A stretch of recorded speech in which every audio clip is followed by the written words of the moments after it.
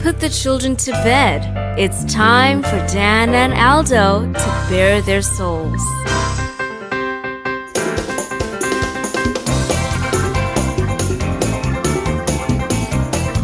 I love the Chicago Bears more than I do masturbating, and that is a lot. Then, with 3 seconds left, Bob Avellini throws a 30-something yard touchdown pass to Greg Latta, and the Bears win, and I literally shit my pants. I swear to God, I literally did. What the hell? Eric Kramer, for me, I love the guy. He's a tragic figure. I mean, he embodies all that is. Ay, Dios mío. If they don't run the ball here, I'm going to vomit. I swear to God. We don't give a fuck. Look, I don't mean any disrespect. He just didn't play that well. Not for a guy of his caliber. It's fake news, Dan, and you know it, I know it, everyone knows it, including you. You know, they won, but I'm going to be miserable all week because they stunk. I don't really have any recollection of that at all, but I guess perhaps I blacked it all out. So, Dan, tape is the ultimate tool for scouts and for coaches to evaluate players, to detect plays and so forth. And they spend hours looking at tape, right? Why do they so often get shit wrong? Jesus Christ, Aldo. I love the efficiency of bourbon. Ladies and gentlemen, Dan and Aldo.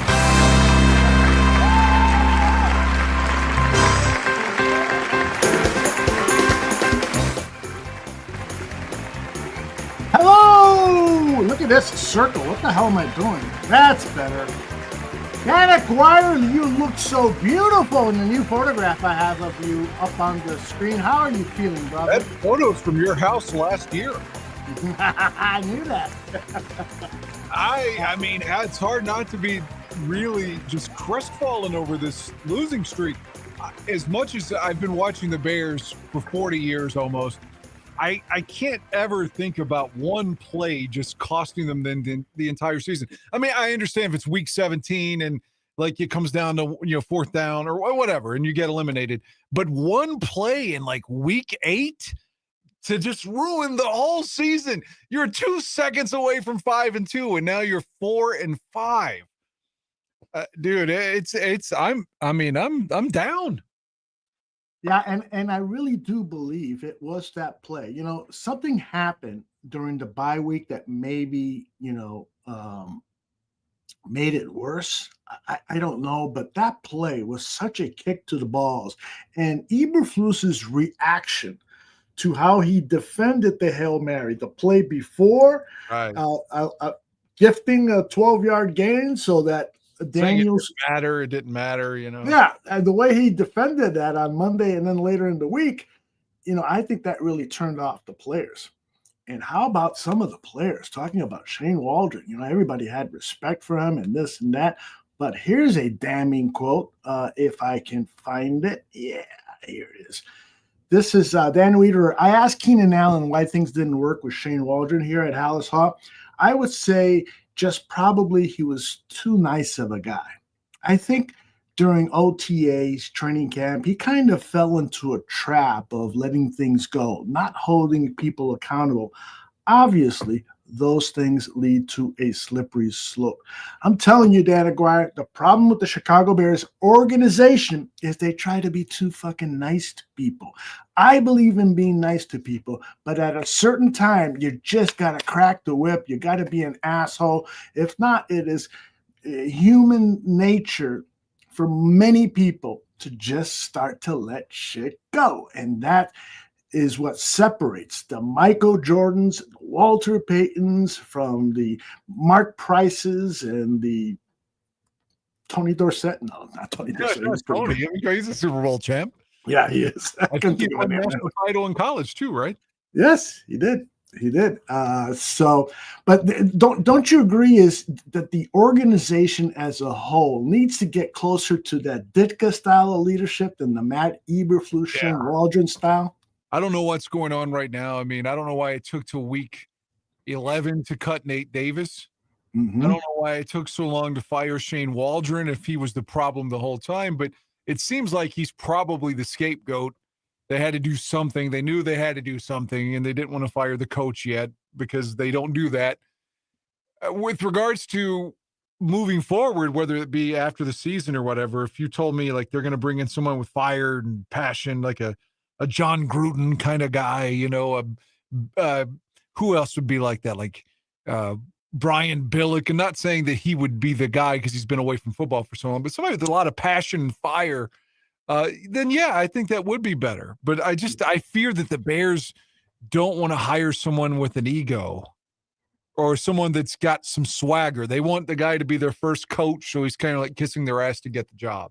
Yeah, they're paid less. They don't have that. I think the McCaskey family still has a hangover from the Ditka effect, the fact that he became the biggest thing in the city and that he would do certain things to embarrass the organization, like the DUIs, the throwing his gum at fans in San Francisco. I mean, he did some freaking crazy stuff. Super Bowl. Yeah. How about Belichick? Again, the guy cheated 100 times in New England, blah, blah, blah, blah, blah, but he immediately commands respect. I know you can say, well, he sucked in Cleveland, blah, blah, blah. I get it. But, I mean, he did win a playoff game with the Browns. And that hadn't been done in forever, it seems. They went, like 20, 30 years almost without a playoff victory? Yeah, exactly. That's the kind of guy I think that, although Belichick's more defensive-minded, you might want someone more offensive-minded for Caleb. But the things that are going on right now, if we could focus in on that, as opposed to speculation for the future, it's just, DJ Moore, you're the highest paid guy on the team. We were all happy when they traded for him and got him in the trade. We were happy when he got his new deal. I just retweeted what you did from the Packers. You got that? I think I do. I think I loaded it on here. This is the safety, the new safety, Xavier McKinney. He's a Pro Bowl player, and he said that DJ Moore, this dude walked out on his quarterback. I've been playing football for 5 years now, and I've been watching football for longer than that, and I don't think I have ever seen anything like it. You're not supposed to be the guy, and you're just walking off the field. You're walking off the field on a rookie quarterback that you've been praising, so it's like a whole other story. Oh, my God. He's talking about that play where DJ Moore walked off on the sidelines while the play was still in progress, right? That's exactly the play he's talking about. Yeah, I was pissed off too. And it just feels like I don't want to be Bill O'Reilly on here talking about body language, but it does. And again, if DJ Moore were right here on the podcast right now, I don't know if I'd have the balls to say, dude, you're half-assing your routes. Yeah. So I don't want to just say that now because he isn't here, but it kind of looks like he's not running full speed at times. Yeah, well, on that particular play, it's really obvious. If you slow down the wider angle of that shot, it does appear like he twists his ankle. And when he's by the sideline, it appears that he voluntarily walks off the field with a limp because of that twisted angle. Now, there was a little bit of a delay because on that play, Keenan Allen was called for offensive interference. And so while the officials were working things out, DJ Moore, who had gone over and sat on the bench, came back in for the next play, and it was a go route, or he had to take off quickly off the line, and he was giving it his all. Maybe you see a slight little limp, but still, he's got to realize the optics of the situation. He's got to realize the optics of his bad body language throughout the game. And as a captain, I would say to him, if I'm the coach, dude, you need to improve this, because that kind of behavior from a captain is unacceptable. I'll give you one more shot because I like you, because you're so valuable to the team, and I don't want to embarrass you by taking away your captainship. But if your body language doesn't improve this Sunday against the Green Bay Packers, I'm taking that fucking C off your uniform. Matt Eberflus does not have the balls to say that or do that. Yeah, but I'm not sure I would either. Well, the thing I always heard when Cutler was here that with that contract comes responsibility. Comes with that money, you have to be a leader because the organization is investing in you. Well, as far as I'm concerned, from what I recall, he's the highest paid player on the team, even higher than Sweat, right? Yep. Well, then he's got to be a leader. If that applied to Jay Cutler, then he's got to take the rookie quarterback under his wing, so to speak. And it's as much his fault as it is Caleb's when it comes to the chemistry not perhaps being there. Yes. I mean, it's 50-50 on that. And like, it does seem like one guy's getting his fucking dick knocked in the dirt every other play. And then he's out there pouting and running slow and, sarcastically throwing, gesturing with his arms. And like, dude, man, fucking be there for your player, man. He did protect Fields all the time. Remember, he always said, we don't need another quarterback here. Yep. Nobody's as good as Justin and all that. Well, just fucking help the guy out, even if you think Fields was better. I mean, your job, you're getting paid to help Caleb. Yep, I totally agree. Before we started the show, or really, actually, yeah, I think it was before. Let me see something here.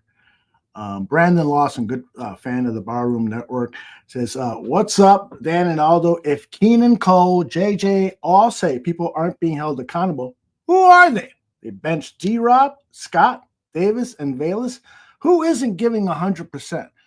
And I Brandon, I think that is in reference to what is going on at practice and a little, not so much as to what's going on in the games. And what Keenan Allen said about Shane Waldron letting things slip and Cole Kmet saying, guys weren't going as hard. And that was, sometimes it's just kind of, even for a professional athlete, now I'm not trying to excuse them, but even for a professional athlete, if this motherfucker's allowing me to do just 5 reps instead of the 10, I'm going to take advantage. So that, I think, is what's happening. Who specifically are the players that are doing that? Your guess is as good as mine, but it is a fucking problem. One more thing. I don't want to get this buried. I don't mean to take away from the question or what you were saying. Again, we have no way of knowing. We can sit here and guess. But the one thing that's really worrisome to me is Brisker. I mean, is this guy's career over? Because if he's out again, he's out longer than fucking Tua. And people were saying things like Tua's brain may be damaged for the rest of his life, and he's going to be like Dustin Hoffman on Rain Man or whatever. Like he's done. Like, and Tua's back. Brisker hasn't even practiced or not even been limited in practice in what has it been, like 6 weeks now? 6 weeks, yeah. I mean, how bad could this concussion be?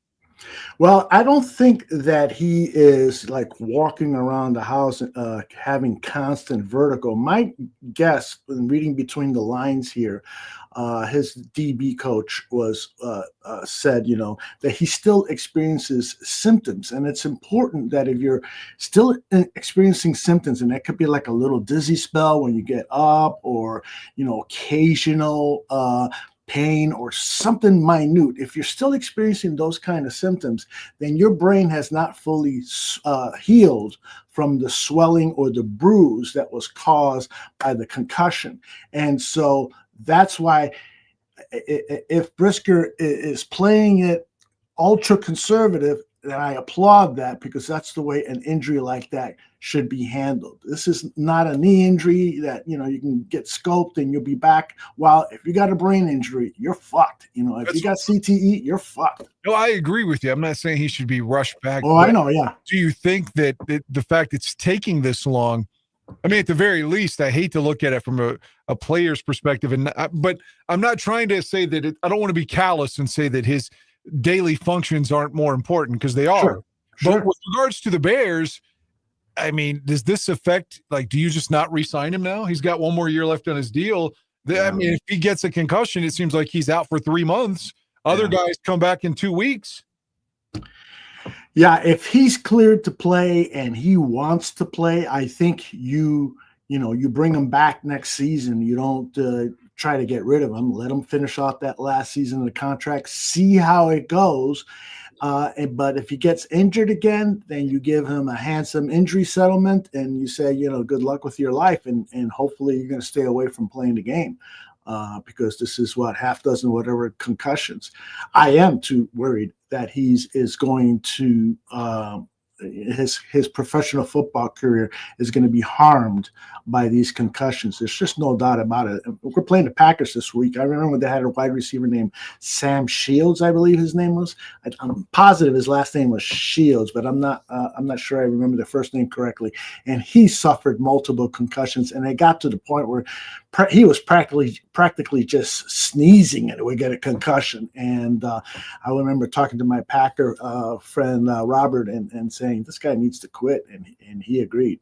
So we don't want that for Jaquan, where he starts getting concussions more and more frequently with lighter and lighter hits, and some players have talked about that. So not a good thing. I totally agree. We got a couple of other things here I would like you to respond to. Cliff says, hey, Aldo, question for later. We'll do it now. If the Bears continue to lose big, what happens next? So, yeah, what happens then if the Bears lose 34-13 on Sunday to the Green Bay Packers? Just everybody just shows up for work on Monday, or do you think management really nothing will happen? You remember when Tressman was coach and we had the bye, or maybe it was we went to Green Bay first, and they were down 42-0 in the second quarter. Mm-hmm. Then they had the bye, I think, and then went to New England and lost, 51-3? Yep. And he kept his job. Yep. The Bears have never fired anybody in the middle of the season as a head coach. But there is a different president now, Kevin Warren. Go ahead. Where's he been? He's trying to figure out how to put shovels in the ground. Soulz should be out there talking, like giving. Not just on the Bears pregame show. Like they should be doing pressers on this, like trying to save, put your guys out there when clearly the season's in crisis mode right now. So how would you handle this? All right, Kevin Warren comes and does a press conference. What's he supposed to say? What would you say if you're the team president about the situation right now with the Chicago Bears? You're the team president, remember. Well, it depends what questions you're asked, but but what would be your opening statement? If I were Kevin Warren? Yeah. Well, it depends on which way he's going. If they're going, for instance, let's say, and this is just my opinion, if they have their minds made up already that they're keeping Eberflus no matter what the rest of the season, then come out and say that, support him, and get the heat off of him a little bit. Whatever. Show him some kind of fucking support and say, hey, this isn't all on him. This is because of A, B, C, and D. We are all in this together, whatever bullshit he needs to say. But, when the fans are chanting fire Flus in the first quarter, you got to feel bad for the guy a little bit. Did I want him fired after the game? Yeah. And I honestly felt like if they brought the same OC back, and I was like, God, they may not win another game this season. I said that on Sunday, and now Kyle Long has said that. Other people have said it. So it doesn't seem like an original statement. But this poorly as they played against Arizona and then followed that up against New England, and seeing Caleb just get his ass kicked every play that he goes back to pass. I don't know how we got here. Like I said, we were a minute away from 5-2. Yes, exactly. So I don't know how it got so bad so quickly. I just don't understand. But our guy Ron, he was at the Arizona game and the New England game. Imagine it's his fault. 2 games the worst 2 games of your life to attend. Yeah, I hear you. But here's the thing: if Kevin were to come out, maybe he says, "Listen, this is not going the way we wanted it to go." But I would like to ask the fans. You're entitled to boo, but the team could really use your support. This team is not going to quit on you. I guarantee you that. I don't know how you can say that, though. Yeah, but he's got the only thing I think he could properly address at a press conference is to ask for fan support, to continue the hope. I don't know what else he could say. It's something. I like it. Yeah. It seems like they hide during adversity. Right, you're right. They do. You got to at least give credit to Phil Emery during those 250 burgers that the Packers and the Patriots put up. There was a press conference by I believe it was Emery, because he was Tressman's GM at the time, and he and Tressman answered some questions. It was ugly, and I remember Sports Radio Chicago just made so fun of them because they sounded like idiots. But at least they try to do something. And then if asked the question, is Eberflus on the hot seat? Everybody's on the hot seat. I'm on the hot seat. Ryan is on the hot seat. Everyone is on the hot seat. And so we won't talk about his future with the team until after the season. Period. Yeah, say that then, and everyone can get off his back a little bit. Yeah, I think that would help. Right now, we have to root for him. I know a lot of people, myself included, would like to have seen him fired, and he probably deserved it. But there's still 8 games remaining. Yes. In theory, that's half the season. I know now there's 17 games, but in previous lifetimes, that was half the season. You still have got to have 2 games with Green Bay. Do you just want to just say, okay, go ahead and blow us out? No, I don't. No. And they smell, I was on the Packers website and listened to some of the interviews and stuff. They smell blood in the water. Those guys are behaving like sharks right now. They're going to come out, and they're not going to be picking up Caleb Williams and patting him on the head. They're going to fucking, spike his balls. They really want to bury us right now, and I hope that Matt Eberflus has the guts, the balls, the wherewithal to make his team aware that this franchise, Xavier McKinney said today, I knew a lot about the rivalry between the Bears and the Packers, but this morning, we started out our meetings with a video about the history of the rivalry. Yeah, you got to do that for a lot of these young bloods who've never learned how important this is to beat the Packers and how they have been kicking our ass for so long. They need to know that and go onto that field with the chip on their shoulder, Ditka style. Well, you remember in the offseason, Sweat said that he was done losing to the Packers. Yes, that was great on the Chris Long podcast. And so where is he at now? Running late to offside. Oh, he's offsides. He didn't make it back in time. Yeah, I know saying that his shin was still a shin and an ankle. I get it. I'm glad he's playing, but if that would have been Khalil Mack, I would have been talking shit. So it's like I've got to call him out, even though I like Sweat so much better than Mack. I have to call him out though. I'm like, dude, you got to be on sides. Where were you at? You didn't see them running down the field? Like, what are you doing? Yeah. Hey, Dan, we've got a couple of sexy ladies in the chat room. There's Evie, Bear Down Davis, and we've got Swanky. Sorry, Swanky. Swanky could look good in this skirt. You ever met Swanky? I don't remember. I don't think I want to see him in a skirt. No offense to Swanky. All right. So this is the show where we use R-rated humor to deal with the pain of being fans of Chicago. Can I mention, talk about the game real quick?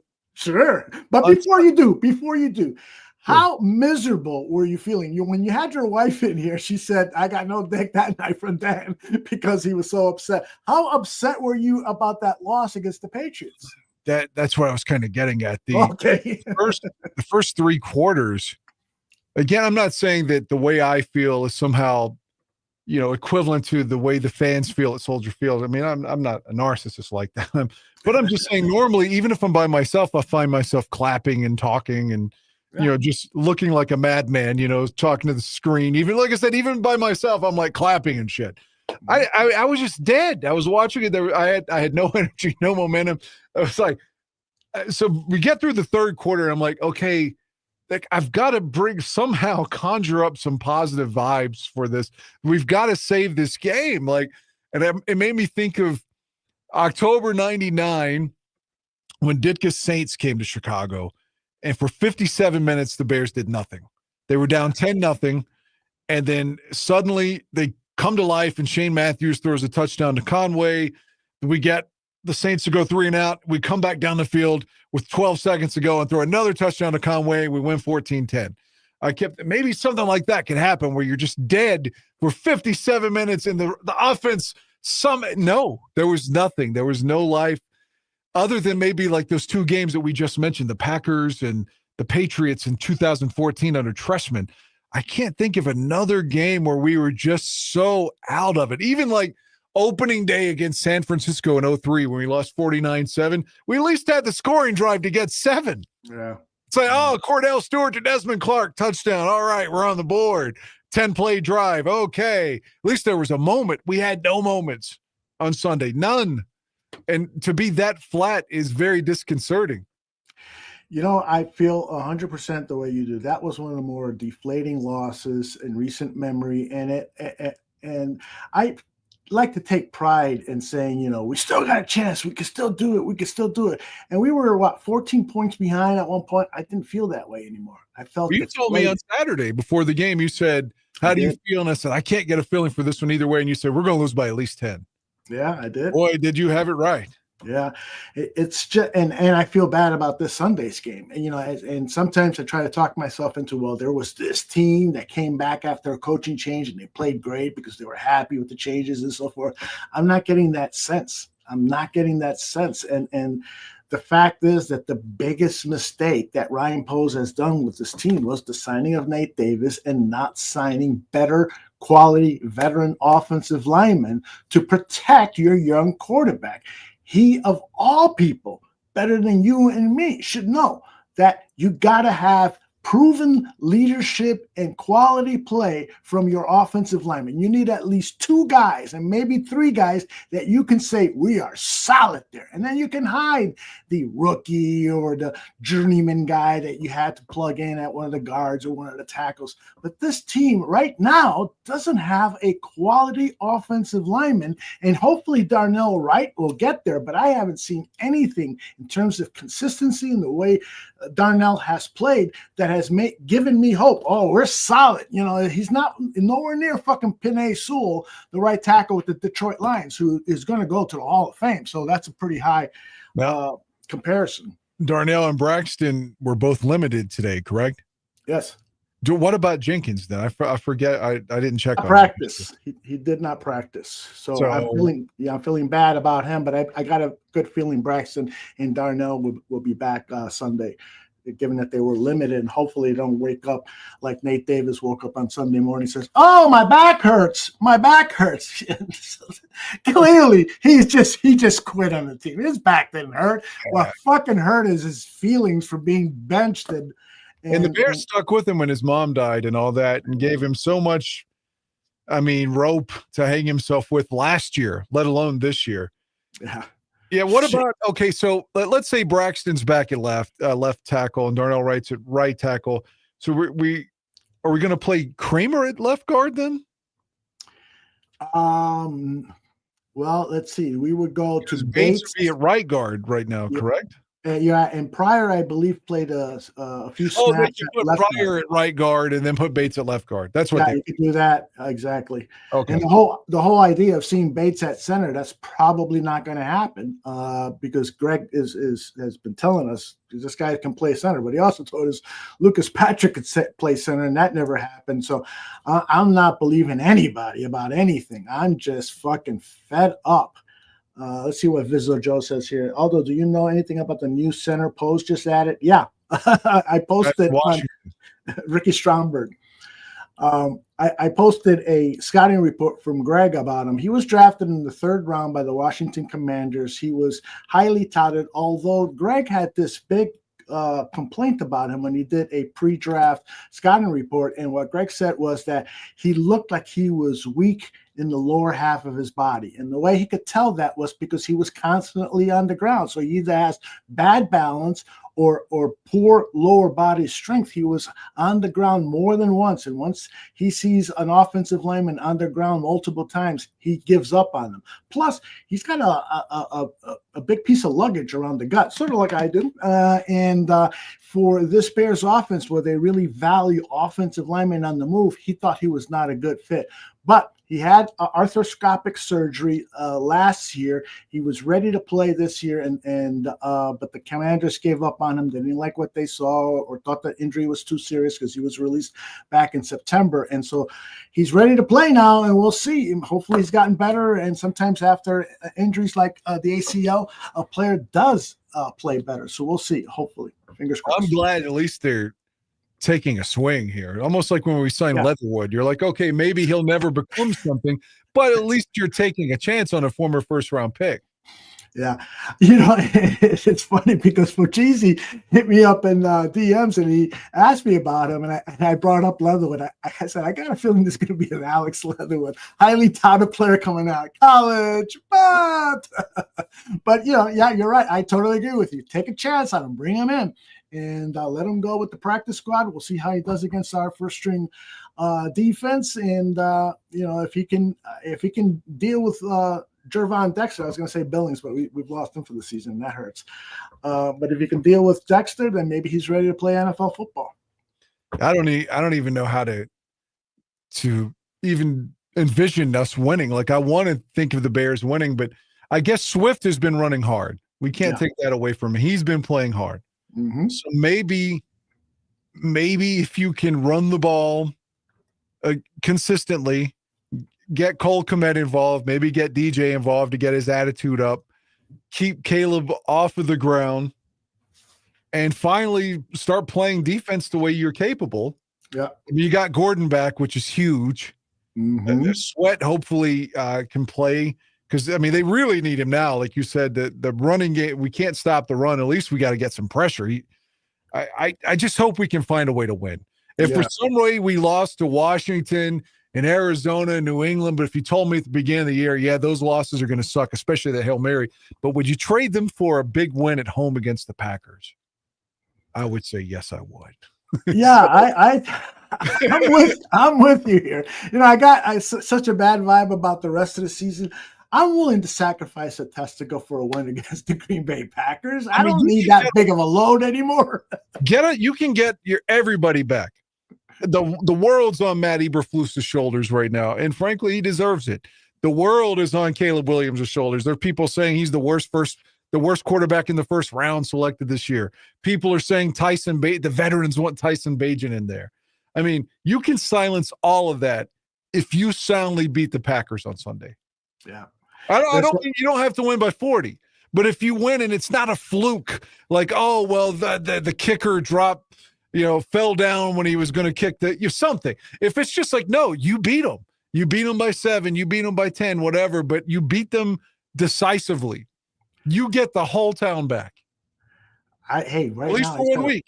I'd settle for a fluke win right now. Yeah, but I mean, that seems like that's all we've done.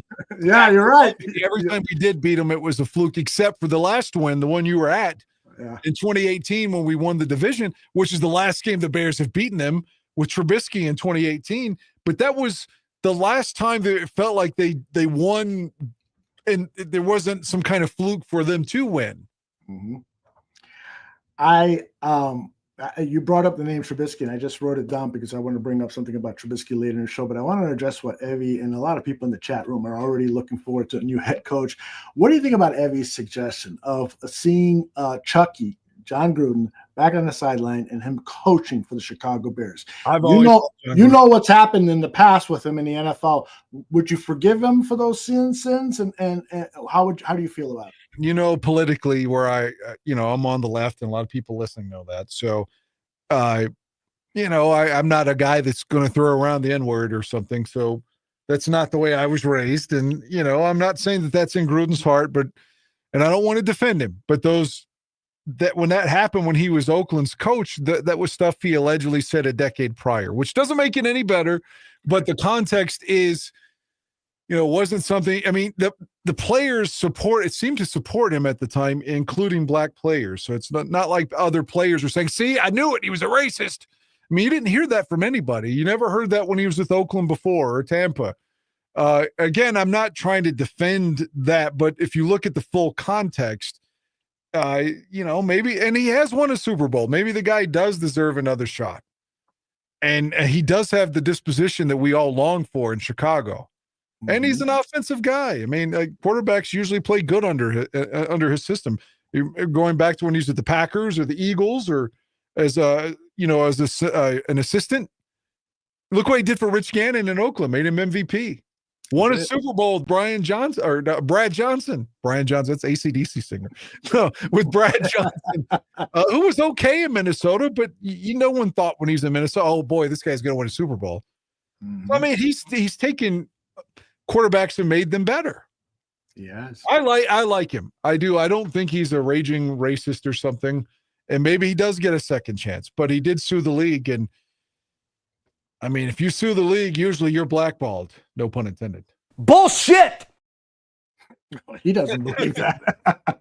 He refuses to believe that. He gave up his Monday night gig to come back to coach, and he didn't have to. He had a cushion job, was getting millions of dollars, and was applauded by his efforts as a broadcaster. Yeah. See, I like Gruden a lot. And, I do too. You know, his personality, his energy, his knowledge of the game, how he explains it. There were times when he was doing Monday Night Football, I'm like, what the fuck are you talking about? Were you an NFL coach?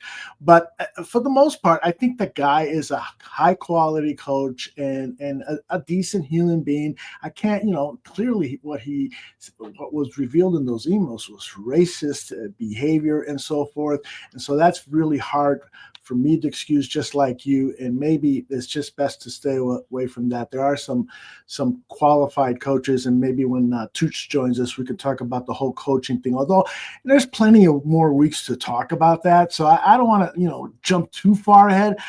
This is Packer week, man, and we've got to beat those guys. We're going to talk about Thomas Brown, the new offensive coordinator. Did you see any of the press conference? I didn't see it in its totality because I was trying to. I've seen clips shared, you know, by the bar room and other outlets. So I've seen segments, but like I've probably seen 5 minutes in clips. I don't know how many. He probably did 10, 15 minutes total. Yeah, it was about 10, 12 minutes. Yeah, I've seen probably half of it just in clips, so I didn't see all of it, but I saw enough to where I thought, okay, I know last season things went awry in Carolina, and he took the blame for that. But for an opening press conference for the guy that's going to come in on a short week and try to rectify things, he sounded as well as we could have imagined. I thought it's not about winning press conferences. The Bears have done that in the past, and it amounted to nothing. But today, at least if I'm writing a script, okay, he gets an A today. Let's see what he does Sunday. But for the presser, I was impressed. That's exactly how I felt. He gave off kind of a Mike Tomlin vibe, you know, hard nose, but has the charisma to get the respect of the players. This is a little bit, and I posted this on Twitter, so you've probably seen it, but this was part of his opening comments after he thanked Bears management. He went on to say this. Yeah, here's what I say about fixing the problem. So it starts. Not the one, but hey, let's listen to him talk about fixing problems. Yeah, here's what I say about fixing the problem. So it starts every day we walk in the building. What I said to the team today and to our offensive staff and players is two things you control when you walk in the building. It's your effort and your attitude. So it starts there first, right? How we approach the meetings, being detailed, being locked in, and then transferring that to the actual practice field, being intentional about the walkthrough, but also making practice as hard as humanly possible so the game can somewhat become easier. So to me, that's going to be our focus, what we're locked in on. And so understand that practice preparation always leads to game day execution. So that's our focus. Thomas, what's your philosophy on the type of voice you want to be for Caleb during games? Well, first and foremost, I'm always be myself. So I'm a pretty direct person. That's what I kind of told him yesterday when we spoke for the first time. And I've obviously been around him. I've been in the room the entire time, but just in a different capacity. So, but I think on game day, when it comes to how you deliver information, to be solution-oriented, to keep myself calm, also keep him calm as well, to kind of decompress it in every single drive we have, to kind of look forward to what's coming in the next drive. Thomas, what things did you point out to Caleb that he needs to address by himself, regardless of what's going on around him? Yeah, I appreciate the question. I'm not going to go into detail about what we talked about individually, but again, it was all a positive conversation. He was receptive to it. I talked about what he can fix and be better for our offense. Clearly, obviously, quarterback spot is the most difficult position, so we got to be better all around him. But also starts with how we coach him, being more detailed, being more demanding with just him, but also the entire staff as well. First of all, I love the way the guy communicates, and he does have this aura of leadership. And what he said about coaching Caleb makes so much sense, because what I've seen with Caleb, and this was a problem at college when he lost to Notre Dame. He got really emotional after one of his poor games. He didn't talk to the media afterwards. After he knew his college career was coming to a close, he goes up and hugs his mom and starts to cry. I don't have a problem with that, but it does seem that adversity, he's an emotional kid, and that adversity really is a gut punch to him. So I'm hoping that Brown can get him to start to appreciate adversity, start to think, all right, this is my time to shine. And I think Caleb has that in him, but what has been going on around him has been too distracting. This guy missed a fucking block. I know I held on to the ball too long. This guy's route pattern was longer or deeper than it should have been. All of that stuff is ringing in his ears. And if he's got a coach like Coach Brown in his ear, literally in his ear, and telling him, calm down, let's focus on this play, and maybe that's going to help this young man's performance. I really do hope. I will take a loss, because this season really is about Caleb's progress. If Caleb throws for 300 yards and 3 touchdowns and we lose by a point or two, I'll be smiling here a week from today. I'll be saying, hey, man, we need to be proud of our franchise quarterback. What do you think about that? You want to win. I knew it. I don't want to see more than anything, because I don't want him to get hurt. Like, I don't want to win at any cost. Like, oh, we got that win, but Caleb hurt his leg. I don't want to win like that. But all things considered, I want to win. And I think, again, that would help Caleb's confidence, because they'll be like, dude, they haven't beaten Green Bay since fucking Trubisky was here. Mm-hmm. Like, and that's their rival. And again, he could be like, you did it in your first start. I think that would help build some momentum again for him. But, and again, keep him off the ground. If we're going to focus on Caleb being too overwhelmed by adversity, I mean, who wouldn't be when you're getting sacked 9 times a game? I mean, 2 games in a row where he's just battered by average defenses. It's obscene. But the first part of the presser that you showed right there, and he's like, we have to work on attitude. Like, show that to DJ Moore. Yeah. Oh, yes. He's the offense. He's your boss now, DJ. And DJ, I got some clips from DJ's press conference. His attitude today, I thought, was much better than what I've seen. He's got this tendency of answer questions going, like, you're really going to ask me that again? kind of thing. He wasn't doing that as much, and he was some energy in his voice and so forth. One of the things he did say is, we did not go in to talk to Eberflus about firing Shane. That was Eberflus's decision. So that's their story. I'm sure Eberflus reiterated that multiple times to the team so that the team. Do you believe that? Well, I don't mean about the veterans. Maybe the DJ's telling you the truth. Yeah. But in my opinion, I bet Ryan Poles or Kevin Warren, somebody probably told Flus, because there was a report that Flus was supposed to be trying to move him upstairs and just sort of demote him, but keep him around. So somebody told him he had to fire him. I bet it was not Eberflus. Yeah. I don't know. I really we're never going to know. We don't even know what the fuck the defensive coordinator, what porn he was watching to get kicked out of Hallis Hall last year. They never tell us these stories, but this is like the 19th assistant, and he's lost. At some point, the top guy has to go, right? Eberflus is gone. Even if they win the rest of the games, it's going to be hard for him to maintain this job. What if they end up with a winning record this year, which I don't think they will? I've been saying I don't think they're going to win another game this year. After if he would sweep the Packers, let's say win Sunday and then win that last game to get into the playoffs. If he swept Green Bay and won a playoff game, I think he can stay. Yeah, I will agree with that. I will agree. But my gut, I said before the Patriots game, if they lose, and I think they will, I don't think they'll win another game all year. Not even the Seahawks game, week 17, which statistically, according to ESPN, says they have a 53% chance. Every other game. Those stats from, by the way, that just annoys me so much. Like, they'll be like, the Bears had a 93.6% chance. Like, where do you get that percentage from? This shit's just made up. Here, I'll show you. Some nerd who's reaching deep into his ass. Next-gen stats are a little bit, just ridiculous, though. Like, he had a 54.2% chance to make that field goal. Based upon what? Where are you getting that from? I don't know, but anybody in the chat knows that. Just they were getting a lot of messages, so just type out my name first and then tell us where does ESPN analytics, or I'm sure it's from a computer, but what's the input they're putting into the computer? I don't know. Like on Saturday at work, they'll have college football on, and again, I'm at work, and it's okay. It's an ambiance to get through the day. But randomly, I'll look up and it'll be previewing because maybe we're on Fox and they're promoting the next day's NFL games. And I'll look and it'll be like, let's just say Green Bay at Chicago. And it'll say like the Packers have a 56.2% chance of winning. Like, what the fuck? How do you know that? I mean, I could buy the point spread. I'm okay with the point spread. I get it. Like, the -6.5 Green Bay, whatever. But when you're giving me these percentages, it feels a little bit contrived to me. It's just like, where are you're making this shit up.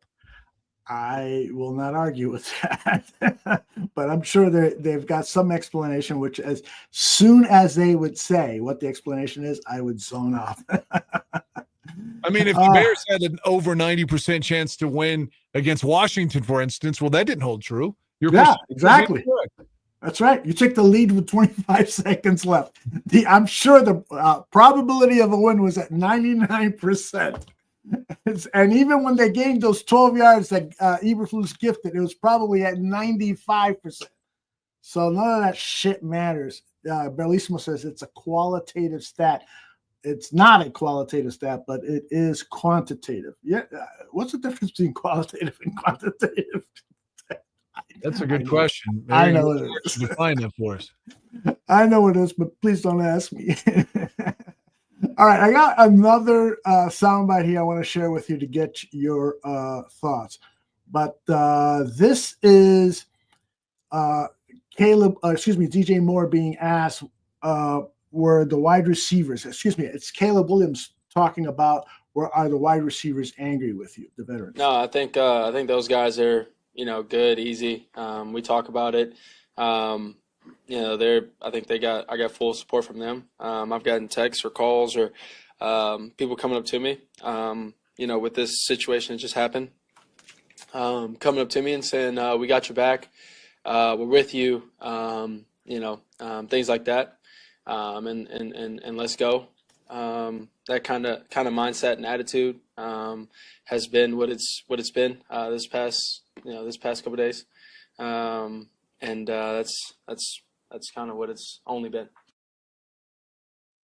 Does it bother you that he says a lot of ums and ahs? He does that all the time, right? I know, every time. My wife bought me that hoodie, by the way. I was wearing it yesterday. Yeah, I saw the picture that you had of it, and AC got one too.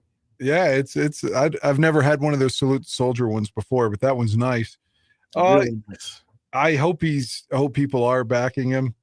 And if there's ever been a guy that needs some support right now and needs a win, goddamn, I hope that, if it comes down the fourth quarter and Caleb could throw the game-winning touchdown, that would be the best case scenario for us as a franchise right now. Like he needs something positive. He does. He really needs something positive, like just to reinforce him. He's got the weight of the world again, being the first pick in the draft. People are going to always analyze you, regardless if you're in year 10 or year 2. You're always just going to, oh, by the way, you didn't live up to your expectations. He's going to hear that all the time until he doesn't. And he's got to win to do that. So it's a huge burden. Yeah. So I hope that he can get something going his way today, Sunday. Yeah. If he scores in that first offensive series, if he leads the team downfield and he throws a touchdown pass or he runs one in, that could be a fucking shot of adrenaline on this team. That would be magnificent. Hey, look at this. Matthew Forchese, he gives us $5. Thank you for your donation, my man. He says, guys, hit the likes. It's a great show, fellas. Got to get up in 4 hours, so he's leaving. Look at that. He's giving us $5 and he's going to sleep. That is like I do with the prostitutes I used to date. I call them and then I go to sleep. I give them money, I go straight to sleep. And I don't know who this guy is. It's true. It's a wow. But he gave us a $1.49 sticker, and I can't see where his thing is. I can't see the sticker. but he gave us $1.49. And I wish I could pronounce his name, but it's Truro Guessing Ma. Did that at 8:52. Did you see who's calling the game Sunday? Yeah, it's Brady, right? We've got Tom Brady. I mean, and you know that Caleb looks up to Brady. He's been on these panels where Brady was talking in the offseason. So maybe somebody like Tom Brady could just tell him, although he can't go to the meetings where he's part owner of the Raiders, but maybe he sees him on the sidelines on Sunday and says, "Oh, kid, let me put my arm around you and tell you some shit because I'm Tom Brady. Listen."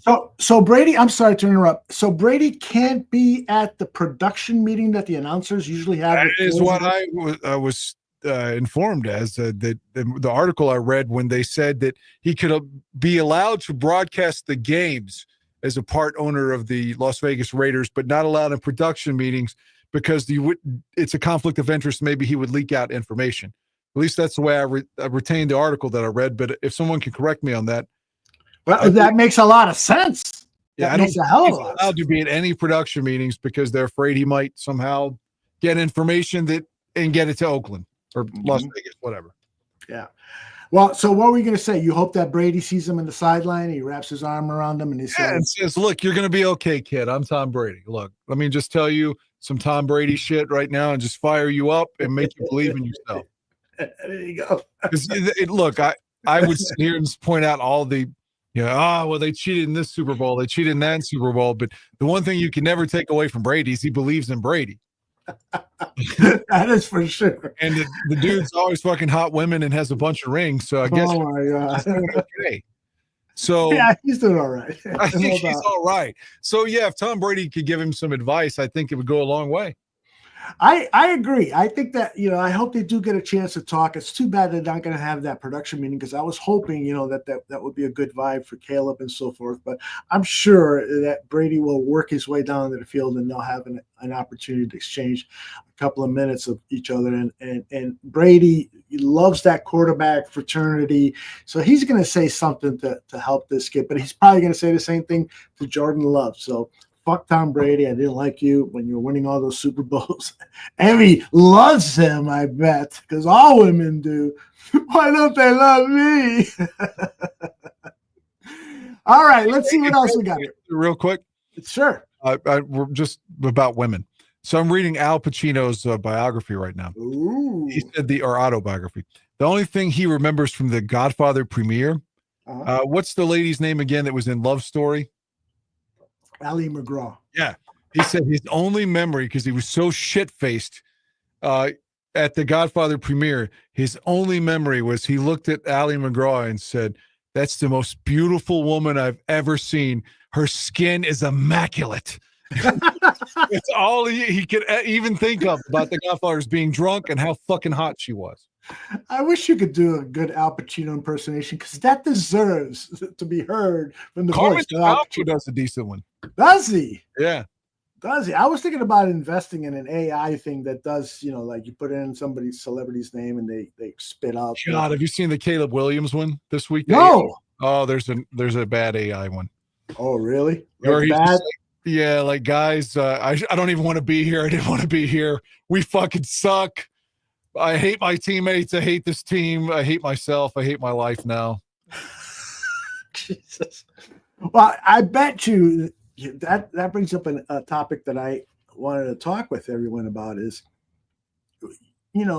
Caleb's dad has had a very influential role in his life. I wonder if Caleb's dad didn't pick up the phone and call Kevin and say, "Listen, you and I had a lot of heart-to-hearts.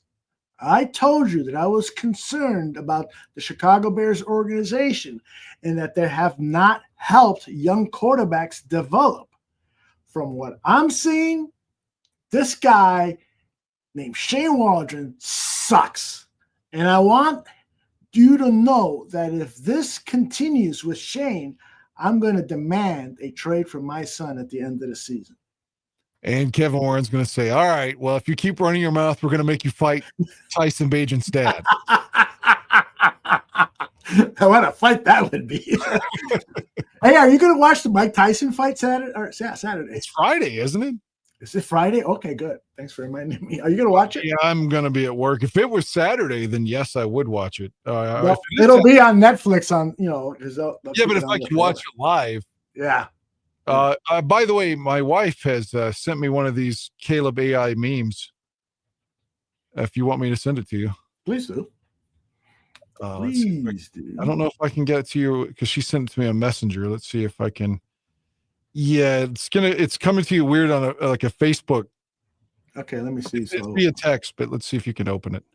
Yeah, I'll. You guys. Yeah.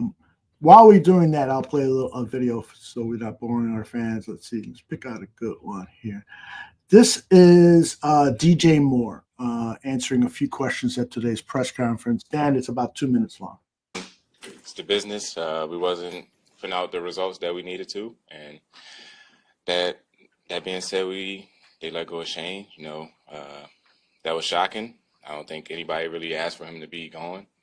We expressed our frustration, but never to have somebody's livelihood taken away. And I mean, it's hard, but on to Thomas, and we got to back Thomas. DJ, you've been change, DJ.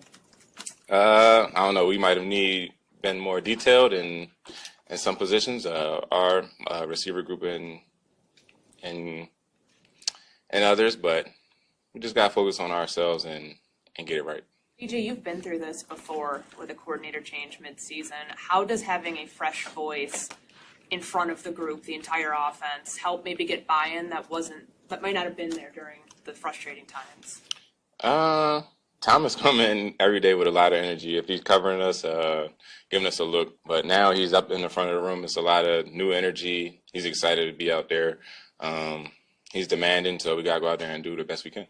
Beyond the results, when you said you expressed your frustration, what were you guys most frustrated about with the way the offense was being run? Just everything in general. You know, we didn't score in like 3 games. It was like, okay, now we really seeing that, like, even if we try harder, it's like it still wasn't good enough. So, I mean, that's where the frustration come in at.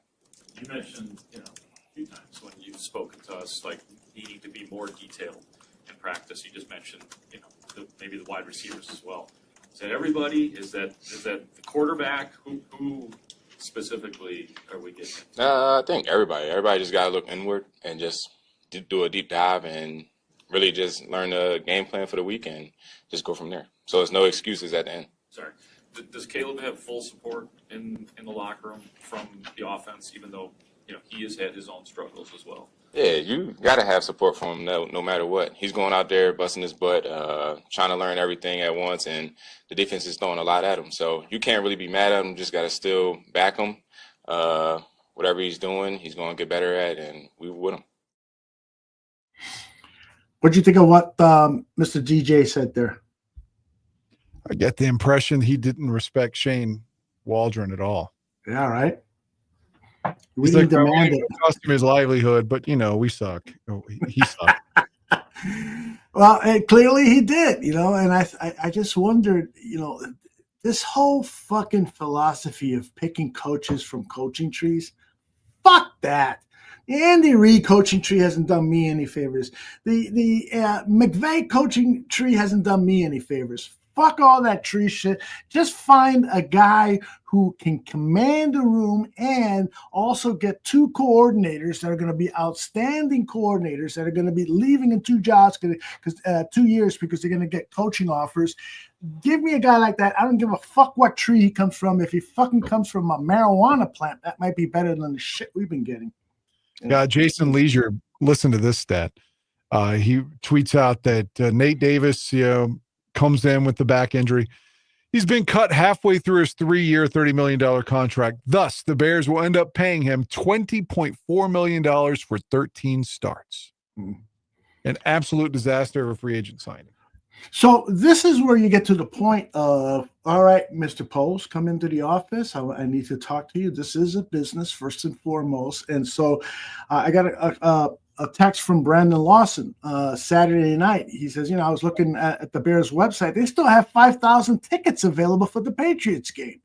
And So there was all these empty seats. Buffon was in town. He went to the game, and he says there were empty seats all around them. That's costing them money. I'm sure Bears paraphernalia, except for the shit that you're always buying, the sales have the sales have gone down.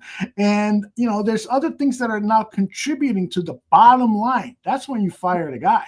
You got to fire the guy. You eat the $10 million you owe him and get rid of him. By the way, you sent me something on Facebook. I don't see it, but I do see something from Naughty Girls Room 8267. I invite you to this group. I am a lonely woman ready to entertain you on this camera site. Click here. Should I click here and share it with everybody, to be honest? No. Yeah, I text you the thing from Nikki. It's about the Caleb Williams AI thing. Oh, okay. So it's via text. I thought it was via text, but it's a Facebook link, though. Oh, I see. Okay. By the way, I'm thinking about breaking out an old jersey to try to break the momentum this weekend. What do you think? I'm going with maybe Brian Cox.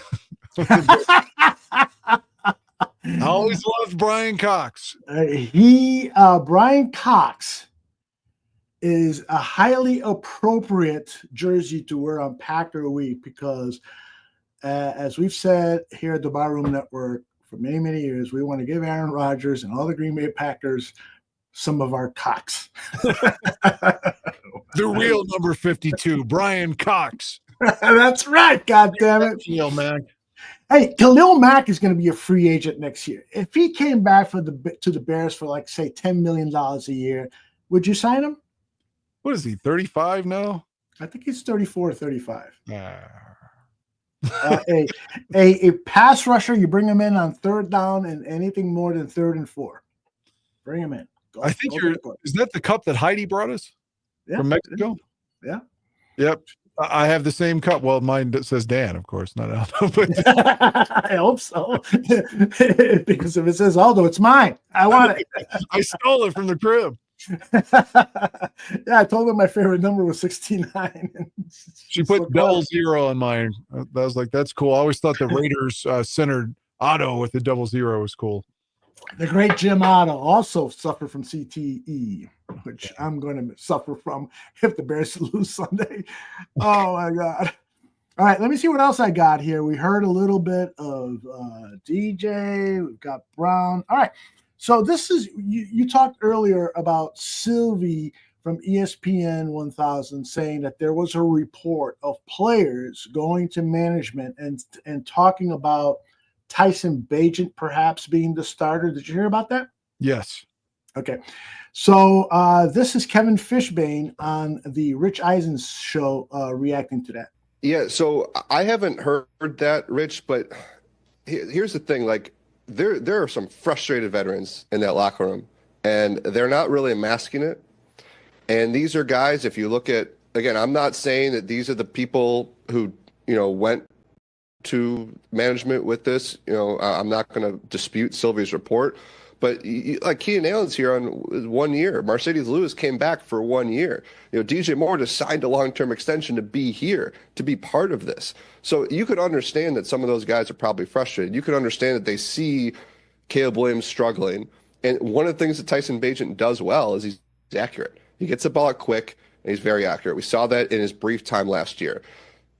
All that aside, Rich, it is a stupid idea to bench Caleb Williams and put in Tyson Bagent. It just that would be, I'm sure you guys have talked about what's going on in Indianapolis, different situations, but Caleb Williams needs confidence. He needs to get better, and he's not going to get better by sitting on the bench and watching Tyson Bagent, who, look, the Bears made a phenomenal find in Bagent. The fact that this conversation reportedly is even coming up speaks to Bagent's abilities, which is great.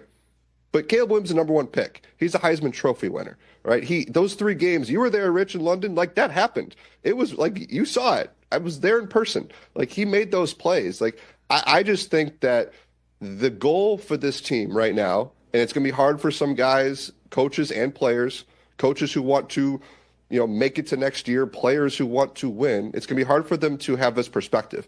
But the ultimate goal for this franchise is to, in January, know that they have the guy, to know that no matter who the coach is next year, no matter who the coordinator is next year, they have their guy in Caleb Williams. And they felt like that when they drafted him. They felt like that coming out of London. I think that they still feel that, but the results aren't there. And benching him is not going to get you anywhere closer to that result at the end of the season. Dan, you have thoughts? Yeah, like we talked about before we come on air, that I don't know if it was if there's validity to it, but someone said that Sylvie's source was Bagent's father. Like legit. Supposedly Tyson Bagent's dad who said that. So if that's the case, that's a huge thumbs down to Mark Silverman. Exactly. I agree. To share that information, if it came from the father of one of the backup quarterback, then that's, you gotta get, as a somebody who works in sports journalism, and I use that loosely when it comes to radio personalities, like Waldron and Sylvie, you still got to get a second source. You still need somebody else to confirm that happened before you share it on public airwaves. I totally agree. By the way, before we continue talking about that, I want to share this with you from Flex Diggs. It says, if you wear the Brian Cox jersey, you have to wear the car seat headrest he used to have on. Yeah, he wore that his whole career. Like even with the Dolphins, he had that big board in the back. Yeah, he sure did, man. You remember he was a Dolphin and he flipped off the fans in Buffalo? Yeah. Yeah, that was like, I like that dude. Yeah, bring him to Chicago. Hey, I think he grew up in Illinois. Mm-hmm. Yeah, I think he did. You're right. Didn't he coach like for a Chicago WFL team? Not WFL. But It could have gone better for him. He only had 2 years before he got cut here, but I think Cox was better than his time with the Bears for sure. All right, so I asked people in the chat, what do you think about Bagent, and some responses are coming in. The Bagent family have a good laugh at that rumor over Thanksgiving. But there was a time during the Patriots game when poor Caleb was just getting killed back there. And it was probably early, mid fourth quarter when I started to think to myself, maybe it's just a good idea to give Tyson Bagent the rest of the game. Yeah, I thought that too, just for his safety, though. Mm-hmm. For Caleb's safety, I mean. Right. Not to send a message, Caleb, you're in danger of losing your job. But yeah, just to save your rookie quarterback, your franchise quarterback, who has all these extraordinary physical skills and has had a outstanding college football career, Heisman Trophy winner, save him. TB17 has been on a number of shows, and I saw him on the Chicago Bears YouTube channel. This guy is fucking praying for Tyson Bagent to be the Bears starter. In fact, Becker is TB17, but it's not going to happen. TB, like Kevin Fishbane said, it's a stupid idea. When let's say, okay, you've got two cars. One is a 2025 Lamborghini, Caleb Williams, and the other one. Lance Briggs crashed, is it? I hope not, because if it is, then yeah, Bagent should play in his fucking Chevy Nova. I remember the cars. That's why they love Trubisky, because he drove like a 97 Honda Accord or something. Yeah, that's typical Bears shit, what was it? Nick Wright said something that one of the things that he's afraid has happened with the Bears, and I agree with this, is that they have coached the aggressiveness out of Caleb Williams. He is so afraid to throwing a turnover. He's not throwing interceptions anymore. But the problem is he's not throwing anything anymore. He's just holding on, and they've coached the aggression on him. And I think that the entire culture of the Chicago Bears from the top down has that same mentality about money, about their players, about the personality of their coaches. They just want to be, and I have to say this, white bread, because I don't want to offend anyone, but, vanilla, white. They don't want a John Gruden. They don't want a Brian Flores they don't want anybody who resembles. They don't want anybody to rock the boat. They don't want anybody to rock the boat. Exactly. Better said. Much fewer words. Eberflus says Toyota Camry van. Okay. What do you drive, Mr. Guay? A Jeep. How's it running? Right now, it's doing well. I hate to jinx it, but right now it's okay. I've certainly dropped about $2,000 or so this year on it. So I was going to say, you got one of those fucking Auto Mart shit that Ice-T makes the commercials about? No, I've just been dropping cash, man. What was the last thing that was wrong with it? Oh God, what the fuck was it? It was they thought it was the why am I losing my mind? It ended up something fucked up my rotors in the back. Oh, it was the bushings were messed up. Or I am really surprised you would forget the word bush. No, but I was thinking they thought it was something else initially, something worse, and then it ended up being bushings and rotors.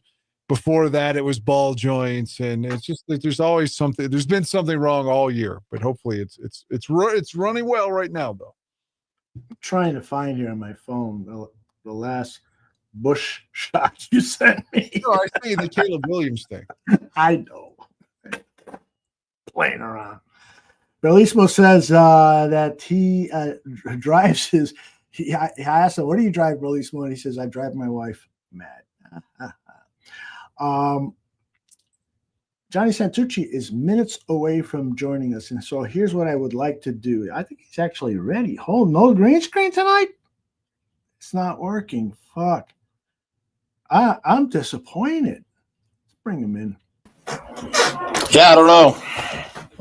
What happened? It's like all of a sudden not working. I don't know. Maybe I don't think I need to update the operating system or anything. Just no, I think the kids did something. Always blame it on the kids. Came to enter the backstage and it was no longer working. Interesting. Tried to troubleshoot it. Wasn't working at all. Where are you at? I've never seen that wall. In my basement office. Look at you, the new house. Baby. Yeah, there's like some pictures on the wall. I can't. Yeah, let me see. Let's see, there's whoops. I did a change here. Widen out there. Got got a little Bears 100 on one wall behind. Up here's my Willie Mays book. Then over here, it's a Bears 100. That was very nice. The little thing they gave you when you went to that Bears 100 thing in Rosemont. Yeah, and you got me an autographed hat from Roy Robertson Harris. Yeah. He's lighting it up on the Jaguars. Did he have a sack against us too? I think he was traded. Wasn't he traded? Yeah, just before the trade deadline. I thought he had a sack against us. Yeah, I'm sure he did. Yeah. Yeah, I'm a little depressed, Aldo. I don't know. The Bears, just it's like we're halfway through the season, but it's already over. Yeah. Kind of. That's how I feel. I don't know. That doesn't make much sense, but say hi to Dan, by the way, John. Hi, Dan Aguirre. Mr. Santucci, it's good to be with you. Dan gets pissed off when you don't say hi to him. Do it? I got to get some fucking sun on my face. You guys notice how fucking white I am? Jesus, talk about. Well, it is winter now. It's cold now, so. Yeah, I'm down here in the fucking basement too much. Yeah, got a little Bears State affair though. It's hard to write because it's just like this is like the third time we've done this with the first round quarterback. Just like you're kind of like, how did we get here? But of course we got here. What else? I don't mean to interrupt John, and I'll shut up. But I thought it was a wheel bearing. It just popped in my head. The good old wheel bearing had nothing to do with Bush. Yeah, sorry. Go ahead, John. That's all right. Yeah, I was like, you're kind of like, how did we get here? Or of course we got here. To this point. But Bears State of Affairs got all that stuff in there, all those goodies tucked away in there. Good. To give you some inspiration, I want people to know. Okay, guys and girls, if you like what you see, give us a like, press the bell, and subscribe. Thank you, sweetie pies. Yep, that is definitely my type. Really? You like them that thin? No, not just kind of like That's definitely not my type. It's my type. The kind of like pseudo Asian, Hispanic, dark, raven-haired beauty, you know. Yeah, Well, dusky-hued raven. You've got a beautiful wife, so you checked all the boxes there, man. Doing good. All right, let's play the open that introduces Bears State of Affairs, and then afterwards, I want us all, everyone in the chat, Dan, myself, to criticize Tooch's Bears State of Affairs if we find something to criticize. If not, we'll pause. All right, there you go.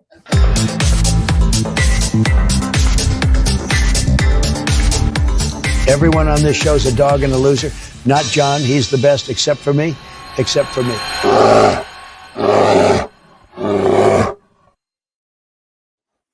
All right. Oh, I'm in a circle now. Yeah. Here's where I am. Yeah. Fire everybody. Yep. All right. That's where we're at. 2024 NFL season, week 11. What's happening, Barflies? A little depressed. Well, the Bears played their 9th game of the season. An embarrassing 19-3 loss at home to the New England Patriots. It dropped the team to 4-5. Sunday's loss snapped the Bears' 8-game home win streak. And including the Hail Mary debacle in Washington, the team has now lost 3 games in a row. The Sunday's loss saw the Bears muster only 3 points and 193 yards of offense against the NFL's 25th ranked defense. And the Boo Birds were out at Soldier Field, and they were loud. And since the Hail Mary loss in Washington, arguably the game that broke the 2024 Bears in half, the team has not been the same. Some players have come out and questioned the team's coaches, and others have questioned the effort of teammates. And the fans are back to calling for another head coach to be fired, with the general manager not far behind, it would seem. You know, I didn't know what to do with the Bears cycle, Aldo. I had to revise it. Look. Oh, okay. And there's a little part I circled where I revised it. I looked up at him, yeah. I had to went through a little rewrite. Well done. I like that. Yeah, now we're losing in embarrassing fashion to bad teams. In fact, the Bears are in such disarray that it's possible they are the worst team in the NFL right now. I'm crying. Me too. Here are some lowlights from Matt Eberflus's 29th loss in 43 games as Bears head coach. His team looked deflated and detached from the game plan, detached from Eberflus and his coaching staff. Body language was apathetic and visibly apparent. The Bears were out-coached by the Patriots. Gerard Mayo and his coaches played a lot of press man and blitzed the Bears, taking advantage of the Bears' weak offensive line with the goal of letting their pass rush get to Caleb Williams before he could get his passes off. All in all, the Patriots punished Williams, blitzing him relentlessly and sacking him 9 times. Yeah, for reference, for a little reference, before beating the Bears, the Patriots had only 8 sacks in their previous 9 games. Ouch! They more than doubled that total against the Bears. Thank you. Thank you, Bears. Yeah, how the hell does that happen? Yeah, again, despite taking a beating all game, Caleb Williams was left in the game with the game out of reach, just like in the Cardinals game where Williams narrowly escaped injury. I got to tell you, I'm almost too weary to say that that's coaching malpractice. But after the Patriots game, one troubling image remained with Bears fans. Yeah, one of the worst things we've seen in the Eberflus era, and we've seen a lot. Yeah, Caleb getting sacked and laying on the ground and no one coming to help him up before a Patriots defender helped him up while giving him a patronizing pat on the helmet. We don't give a fuck. That's right, Heidi. That's truly pathetic. A grim and ugly reflection of a weak and clueless coaching staff whose players have begged them to coach them harder, to focus on the details and to tighten up the ship before it sinks. Newsflash, it may have already sunk. Yeah, with losses to both the Commanders and the Patriots, the Bears and Caleb Williams have now been beaten by both Jaden Daniels and Drake May, the 2 quarterbacks selected after Caleb Williams in this year's draft. And I'm pretty sure that if the Bears drafted any of the other quarterbacks instead of Caleb Williams, they'd all be performing just as bad. Yeah, you're right. It's only a game. Why do you have to be mad? No, it's the Bears, though. Yeah, it looks like the Bears coaching staff has coached all the aggressiveness out of Caleb Williams. Looks like he's been told not to turn the ball over. Looks like the same thing they did to Justin Fields. Yes, the Bears have turned Caleb Williams into Rex Grossman. Yeah. That's what you get when you with the defensive head coach. You get a coach who thinks he can win with his defense and forgets that you still need to score points. Look, Caleb Williams was drafted ahead of Daniels and May because of his talent. He's playing worse than any of them because of his coaching. Yeah, Bears are doing it again to another young quarterback. It's so predictable, so frustrating, it's almost unbelievable. On Monday, understandably, Bears fans and media were calling for coaches to be fired. Yep. On Tuesday, offensive coordinator Shane Waldron was fired after the Bears offense went 23 straight drives without scoring a touchdown. Mm-hmm. Waldron becomes the latest Bears offensive coordinator / scapegoat to be thrown under a bus that by all rights should be transporting another failed Bears head coach out of town. Mm-hmm. Yeah, here's Matt Eberflus on the firing of Shane Waldron. Quote, after evaluating our entire operation, I decided that it's in the best interest of our team to move in a different direction with the leadership of our offense. We got fucking fire, man! This decision was well thought out. I don't know about that, man. It was one that was conducted deliberately and respectively. I would like to thank Shane for his efforts and wish him the best moving forward. Let me take a moment to list all the former coaches who served under Matt Eberflus. Offensive coordinator Luke Getsy, fired. Defensive coordinator Alan Williams, controversial resignation. Quarterbacks coach Andrew Janoko, fired. Wide receivers coach Tyke Tolbert, fired. Assistant tight ends coach Jim Zetz, fired. Running backs coach David Walker, fired after an HR incident. And after all that, is it difficult to trust Eberflus to make any more coaching hires?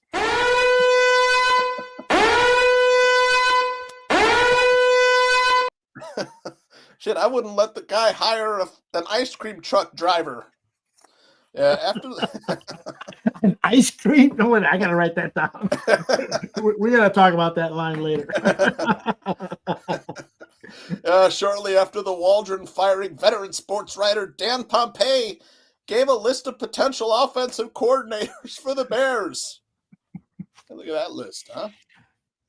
So the Bears decided to make an in-season change as offensive coordinator. Here are some coaches with coordinating experience who are not currently with teams: Getsy, Helfrich, Gase, Tice, Martz, Turner, Shea, Shoup, Gary Cron, and Matt Kavanaugh. Is there a trend here? That's how you use X, folks. I hear you. Yeah, on Tuesday, the Bears announced that Thomas Brown will assume Waldron's duties as interim offensive coordinator. Apparently, it will be up to Brown to develop Caleb Williams for the remaining 8 games of the season, which is strange because today Williams said that he hasn't talked to Thomas Brown much, even though Brown has been the passing game coordinator for the entire season. What the hell? Oh, my God. No way. He hasn't even talked to the guy. I don't know how much more dysfunctional this team can get, but I'm pretty sure we haven't reached the bottom yet, Aldo. No, it's still coming. Wondering what could happen this offseason. What do we bring back free agent quarterbacks Mitch Trubisky and Justin Fields? Yeah, they're free agents, man. Maybe Hard Knocks should have been next year instead of this year. We could have Mitch and Justin compete with Caleb and Tyson Bagent for Bears starting quarterback and have them all live together in one house. That would be good TV, man. I love it. I love it. Yeah, it's gotten laughably bad. Lots of Bears fans are faced with decisions and questions. Yeah, we have a good Sunday, or do you watch the Bears punt for 3 hours? Hey, it is Tony Taylor. Bears fans are probably wondering if the Chicago Bears are a social experiment designed to see if you can get an entire fan base to kill themselves. That's how I feel, man. Yeah. It's now no longer a question of if Matt Eberflus will be fired, but when Matt Eberflus will be fired. That's why I'm depressed. We're here again, man. Everyone except Bears management and Bears ownership knew this situation was inevitable. We have data. We have evidence. We got John Fox and Mitch Trubisky, Matt Nagy and Justin Fields, and now Matt Eberflus and Caleb Williams. We have plenty of failed first-time coaches and GMs to present as evidence of systemic incompetence. Mm-hmm. Yeah, we have data and evidence. So how the hell do we get to the same place where we draft a first-round quarterback with a lame duck coach for the third time in a row, man? Oh, God. This is sorry, bro. Interstellar. Yeah, 1 hour here is 7 years on Earth. So if we're here for 1 hour, that means the Bears have hired the wrong coach 3 more times back home. Yep. Yeah, maybe this is why there was talk about Caleb not wanting to be drafted by the Bears. Maybe he didn't want to come to an organization that doesn't know how to develop a quarterback, doesn't know how to build a winning team, and hasn't won a playoff game in decades. Yeah. Since George McCaskey took over in 2011, the Bears haven't won a single playoff game. This team has no pride, no fight in them for this coach of this organization. Players look like they don't care anymore, jogging through routes and missing blocks. There are whispers of a divided locker room and zero confidence in the coaching staff. Nate Davis was released today after calling in sick on Sunday. He called in sick, man. Who does that if you're an NFL player? Shit. Yeah, we're witnessing the death rattle, the dying symptoms of another failed Bears coaching regime. The final stage before the inevitable collapse. That's getting walloped by 50 points in Tressman-like fashion. Can't wait for that part. Woo! Yeah. In any case, there's no time to mourn because the best day or worst day is yet to come. That's right, against the Packers. Yep, there's no time to mourn. Next Sunday, the Bears' most hated rival, the Green Bay Packers, are coming to town off of a bye with an extra week to prepare for a floundering Bears team. Yeah, Packers head coach Matt LaFleur, he's never lost to the Bears. He's a perfect 10-0, and in that span, the Packers have outscored the Bears 286-159, and the Bears have been held to 14 or fewer points in 5 of those 10 games. Fuck. Yep, it'll be 2,163 days since the Bears last beat the Packers when they kick off on Sunday, and I can't think of a time where I felt less confident in Matt Eberflus and the Bears, and that's Bears state of affairs. Oh.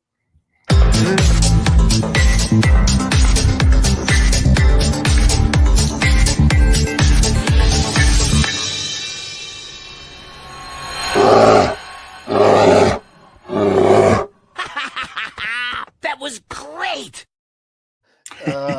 I'm sorry. Tooch, that was great. That was very well done, but I do have to ask you about the ice cream truck driver. He's not good enough to hire even an ice cream truck driver. I'm not quite sure what the analogy that one kind of fell flat, Aldo. Dan, do you got any nitpicks or applause for Tooch's? Matt LaFleur, when he masturbates, he eats his own semen. Good one. Good one. Let's see what people said during the Bear State of Affairs. Yeah, they were probably disappointed. Maybe, I don't know. I don't think so. Cliff, though, asks, what's Tooch doing wrong? Oh, let's start with that shirt color. It's not blue. I should have worn black. Cliff, I'm in mourning. Yes. Hey, Snap. Tooch, Bellissimo says, Tooch, I may or may not be doing a mock draft for 3:19 a.m. I would say he probably, I think it's May. Yeah. Well, he, about 15 minutes later, he said, just did a Bears draft with no trades, Tooch. Ooh, we need offensive line, Bear. Listen up. We need offensive line. Yeah, King Booker World we're in an abusive relationship. Though. Highly abusive. King Booker World says, why does Morgan still have a job during your diatribe there? Man. And J2K on that photograph of Waldron smiling at him, J2K has noticed the eye roll from Caleb right after the skirmishes was so funny. Yeah, I would have liked to have found that one online somewhere, but Dan, how many times were the Bears sacked in Cleveland or Justin Fields sacked in Cleveland? That was 9 times. 9 times as well. We're repeating history. At least we're consistent. Although Jay Cutler had 10 against the Giants, I believe. Yeah. So do you think, Tooch, that the McCaskies care at all, or are they just counting the money? I think they care, but I think they're clueless. They don't have any idea of what to do. They keep repeating the same mistakes over and over again. Once they failed with an offensive mind with Matt Nagy, they went right back to hiring a defensive guy. Went right back to what they think they know. But the league. But I think it has a lot to do, because I wouldn't mind them hiring another defensive guy as long as he's got a great coordinator coming with him. But I think it has to do with the personalities of these people that they like. That's the problem. They feel safe with an Eberflus. They feel safe with a Waldron. They're not, it's they don't want to take chances. You're right. Although you nailed it, because of what they're burned by what happened with Mike Ditka. Yep. Exactly. Mike Ditka became bigger than the Bears. They hated that. They've resented him for that. Now, before you joined us, Tooch, there were a number of names that were up on there. What do you think about the whole idea of perhaps John Gruden being at least considered for the head coaching job, given the baggage he would bring to the job? Do you think that would be a good idea? I mean, at this point, I'm ready for anybody else. I don't care. Just get these out of here. Take polls with you too. I mean, it's the whole thing with Nate Davis, Claypool, and the whole thing with Keenan Allen. We gave up a 4th round pick to rent the guy for 1 year. Yeah, exactly. It's stupid. It really is. I mean, why a 4th round pick? Come on. Yeah, you could have traded, because you're also picking up the $16 million, $18 million salary. So you could have used that money to bring in like a Tyler beyond, that offensive. If you're not lineman. signing him, why? Yeah, right. Why? Exactly. Yeah, it doesn't. We're not re-signing Caleb Williams, are we? I mean, not Caleb Williams, Keenan Allen. Did I say Caleb Williams the whole time, or did I say Keenan? No, I think you said Keenan. That's what I heard anyway. Okay. What do you think about what Ant Mass is asking here? What about Ron Rivera? Would you consider him to come back and be the head coach of the Bears? It's possible. I mean, there's a part of me that thinks some kind of link to Bears history might be what the team needs. But, I can hear Dan Aguirre in the back of my head. We got to stop crutching on the 85 Bears. No, but it's true, though. He's got a very valid point. What do you think, Dan? I mean, I don't hate Ron Rivera. I think he's vanilla enough, like you said, that it wouldn't rock the boat. Plus, he's got a lineage as a backup to the 85 Bears. So it's like, yeah, I could see that being a guy they would hire. Mm-hmm. Cliff says McCaskies are checking in on Virginia's health every day and counting the potential money Warren is going to bring them in the new stadium. Yeah, if that ever happens. Now they're talking about building on the property from the Michael Reese house. Yeah, who was it? Was it you on Gabriel's show or Mike North's show talking about being beholden to the Park District again, where the team makes no money? I mean, it doesn't make any sense for them to stay in Chicago anymore if they want to be truly free and clear and own the rights to everything. Hosting other events in their stadium, like a Final Four, college basketball, a Super Bowl.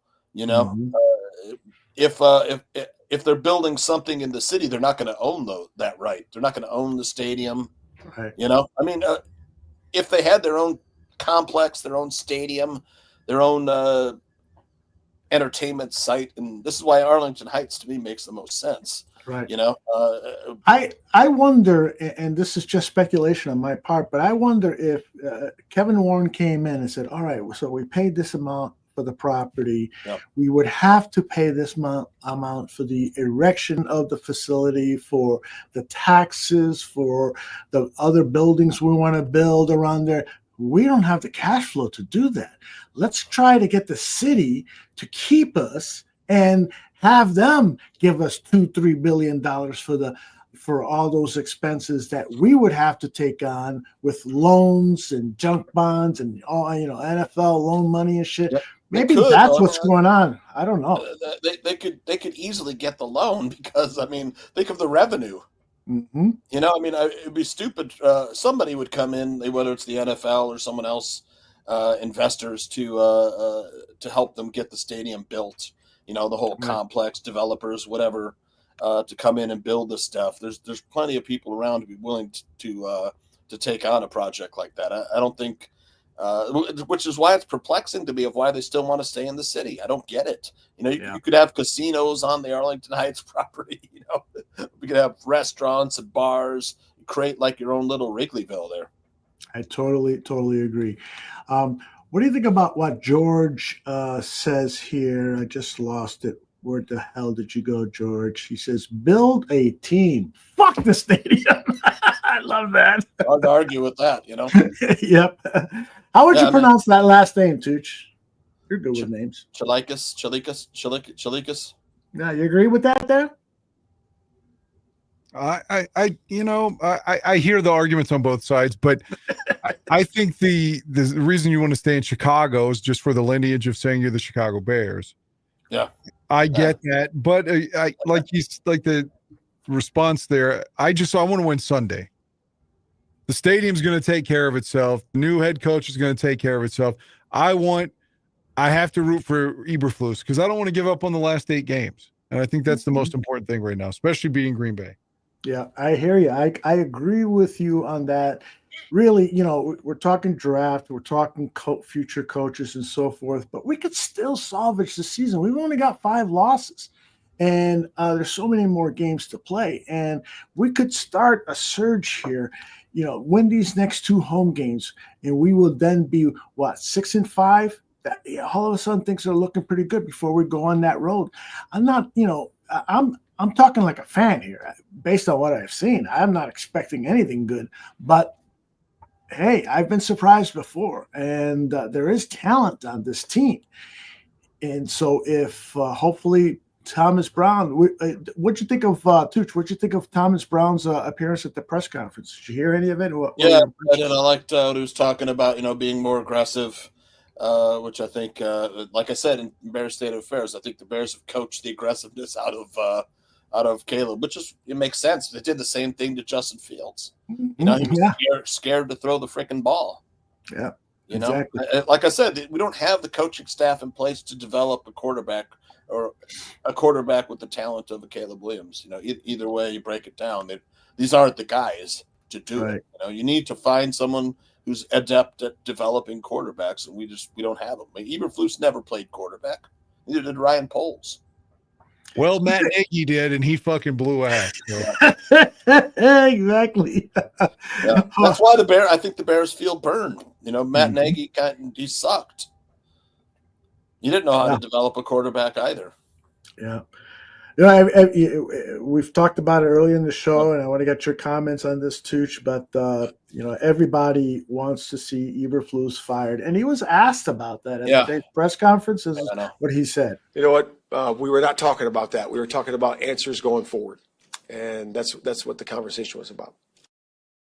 He's referring to the conversation he had with George McCaskey, Kevin Warren, and Ryan Poles. So he's claiming that there was no talk about the future of his job, and of course, to be a fly on the wall. Yeah, that would have been fun. Imagine him walking in there; it's like he's about to get whacked, and in Goodfellas.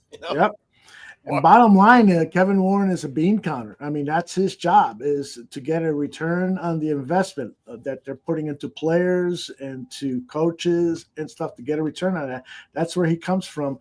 Despite his legal background, he's focused on making money. He's hired a lot of people during the offseason for the stadium build, and nothing has happened. There are no shovels in the ground. So he at least needs victories in order to vindicate what he's doing in terms of spending fucking money, and it's not happening. So I got a feeling he may not have told Eberflus that you're going to lose your job, but he probably did it with his body. He had DJ Moore body language. Yeah. Well, I hear something in the background too. Is that Dan's? Dan, you got the TV on? Or say it again. I hear something in the background. That was like people talking or something. Radio. Oh, sorry. I thought my mic was off. That is on me. Do you pay attention to the show when Tooch comes on? No. Yes, I do. But I was trying to figure out the Tyson day, if it was Friday or Saturday. It is Friday. And that was Tyson just saying that he's been boxing 8 rounds a day. It's on Netflix? Yeah. Isn't it? It's free. You don't have to pay extra, right? Correct. Yeah, Correct. nice. Both those guys have been training. They've been training. Have you seen some of their training videos? Yes, I have. Both the guys have been training their ass off, man. It'll be some fight. But I mean, Tyson is what? He's older than me. How old is he? 58, 54, 56? He won the heavyweight title at 20 and 86, right? So he's born in 66. Yeah, he's 58. Wow. Jesus Christ.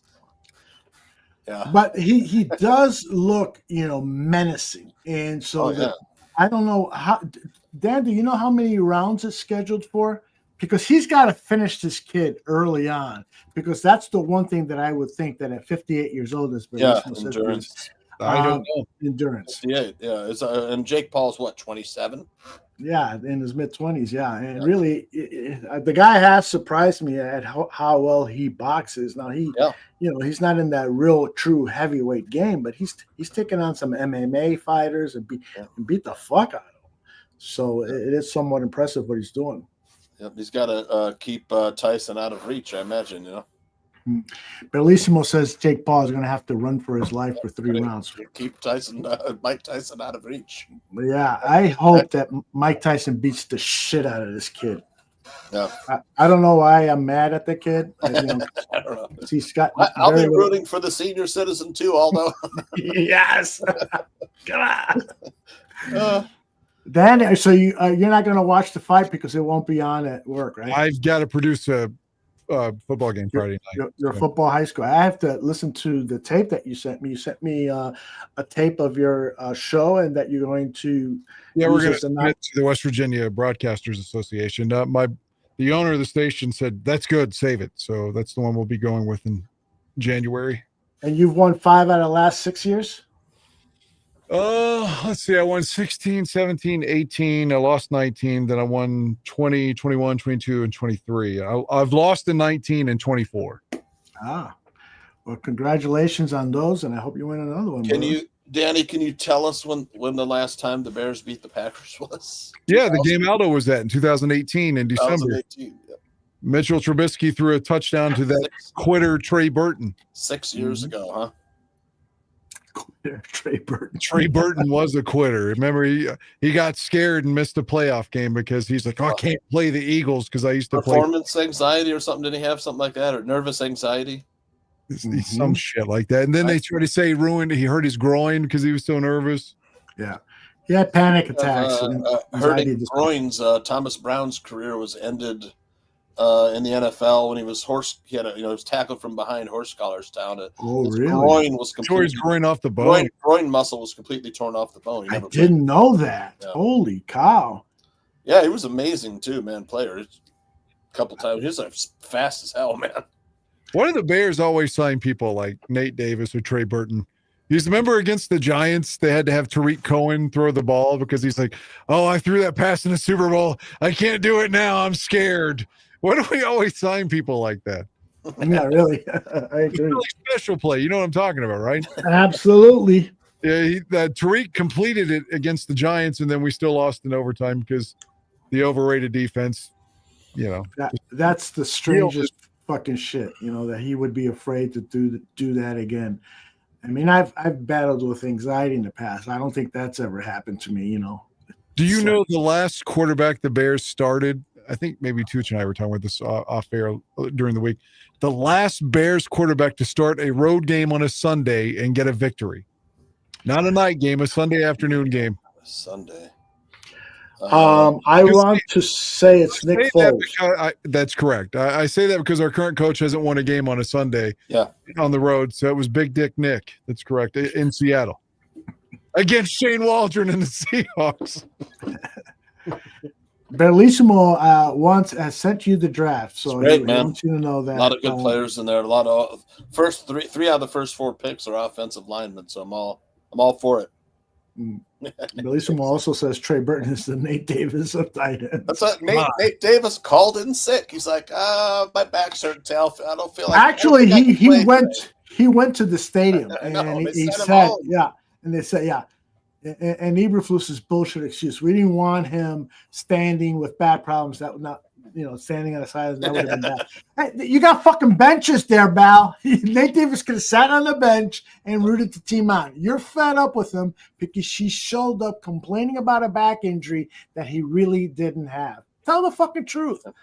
Drag his name through the fucking dirt the way he deserves it. Now, maybe I'm wrong. Maybe the death of his mother from last season, maybe that's changed his mental outlook and he's suffering from depression. If that's the case, I feel sorry. But the best way I have on found, injured reserve then. Yeah, exactly. If he is suffering from some type of depression because of that, he should go on IR. He should get help as opposed to this garbage that is going on and allowing us fans to fucking publicly criticize him if there really is something going on. Tell us.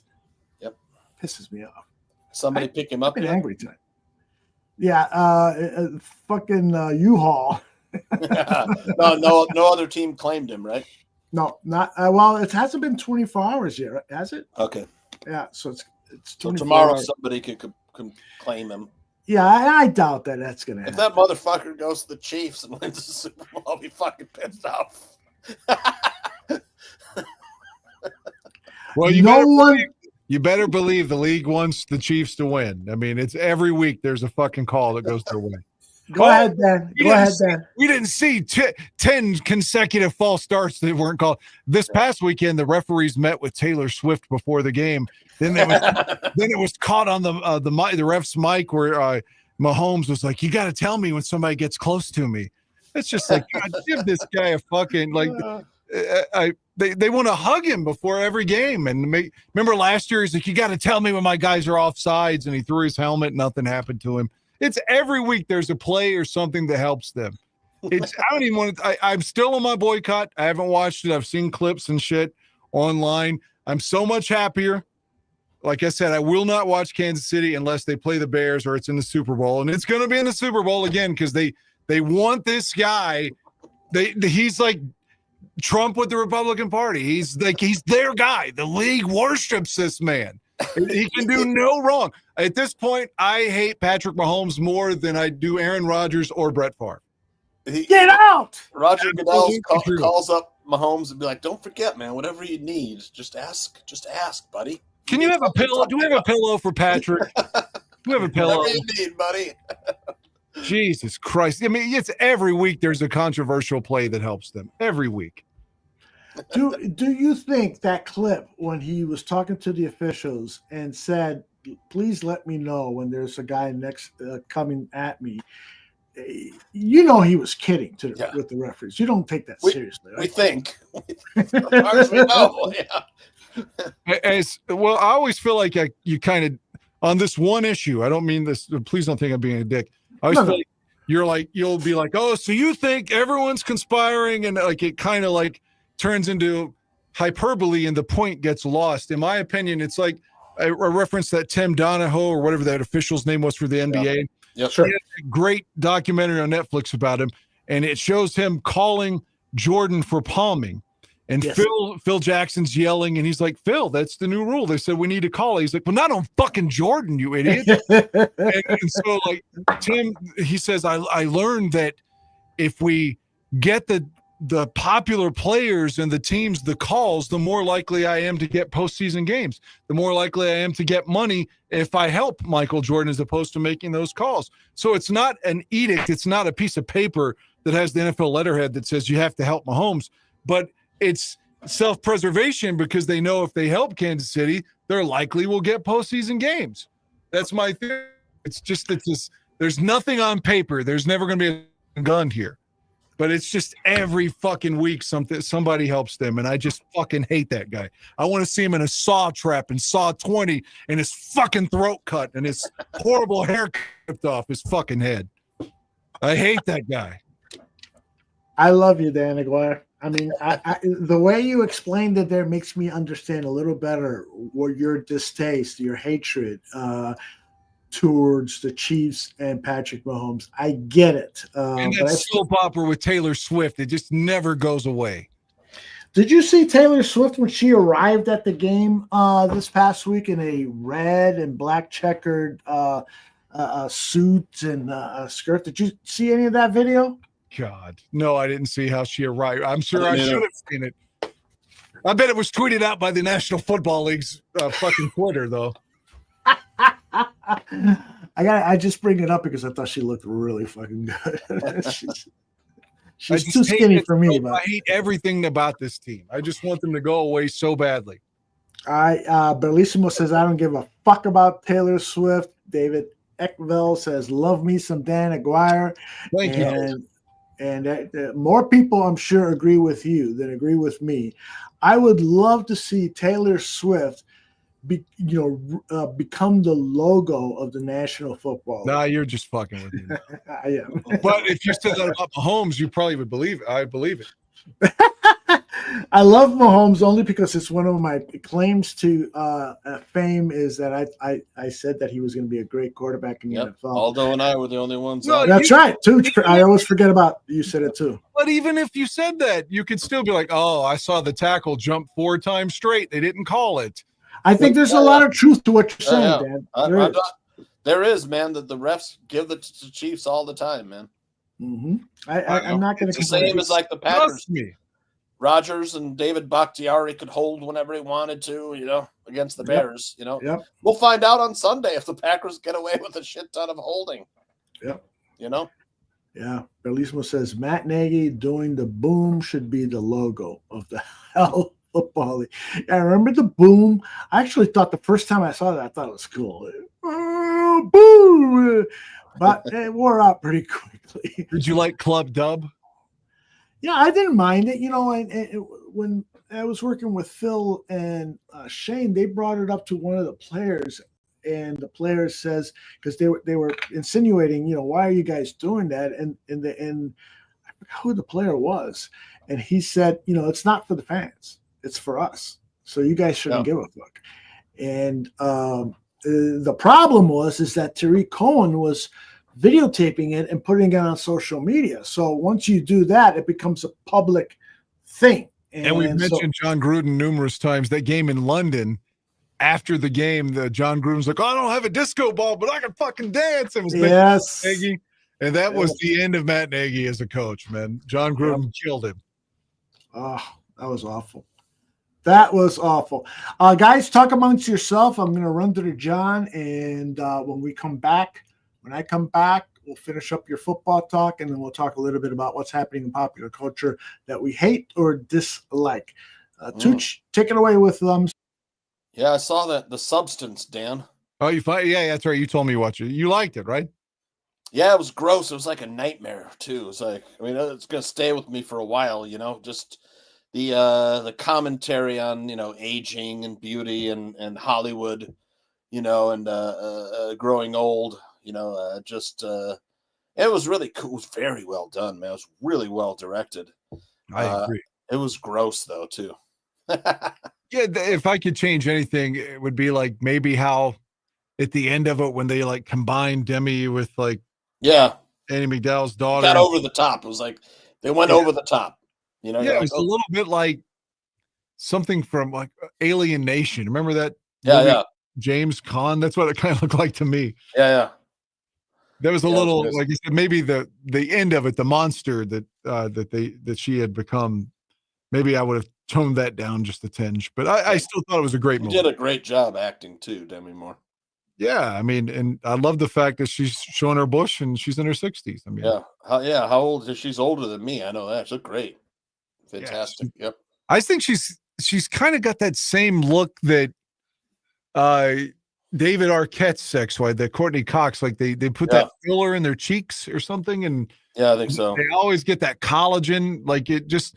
Like, I wish she would just, I mean, who am I to say how Demi Moore does her face? She's still beautiful, but I think she would look better if she didn't have all that added stuff to it. Yeah. They have, how like athletes, if they use HGH, they kind of, or steroids, they kind of look puffy. Like you can go back in the 80s and watch like Hulk Hogan and he almost looks like he has fat. It's just, he's real puffy. You could take a look at him and be like, oh, he's on steroids. You knew it. It's kind of way the older actresses, when they get those fillers, and you can just look at them and see it. Courtney Cox is really bad.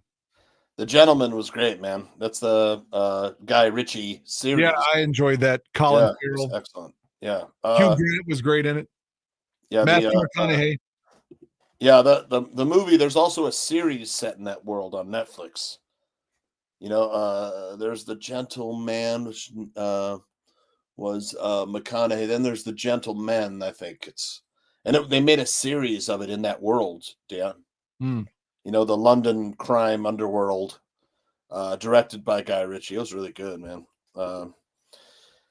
Penguin, somebody like Penguin. You haven't seen Penguin, have you? Season finales this Sunday. No, I'm not a Batman fan. So I stopped.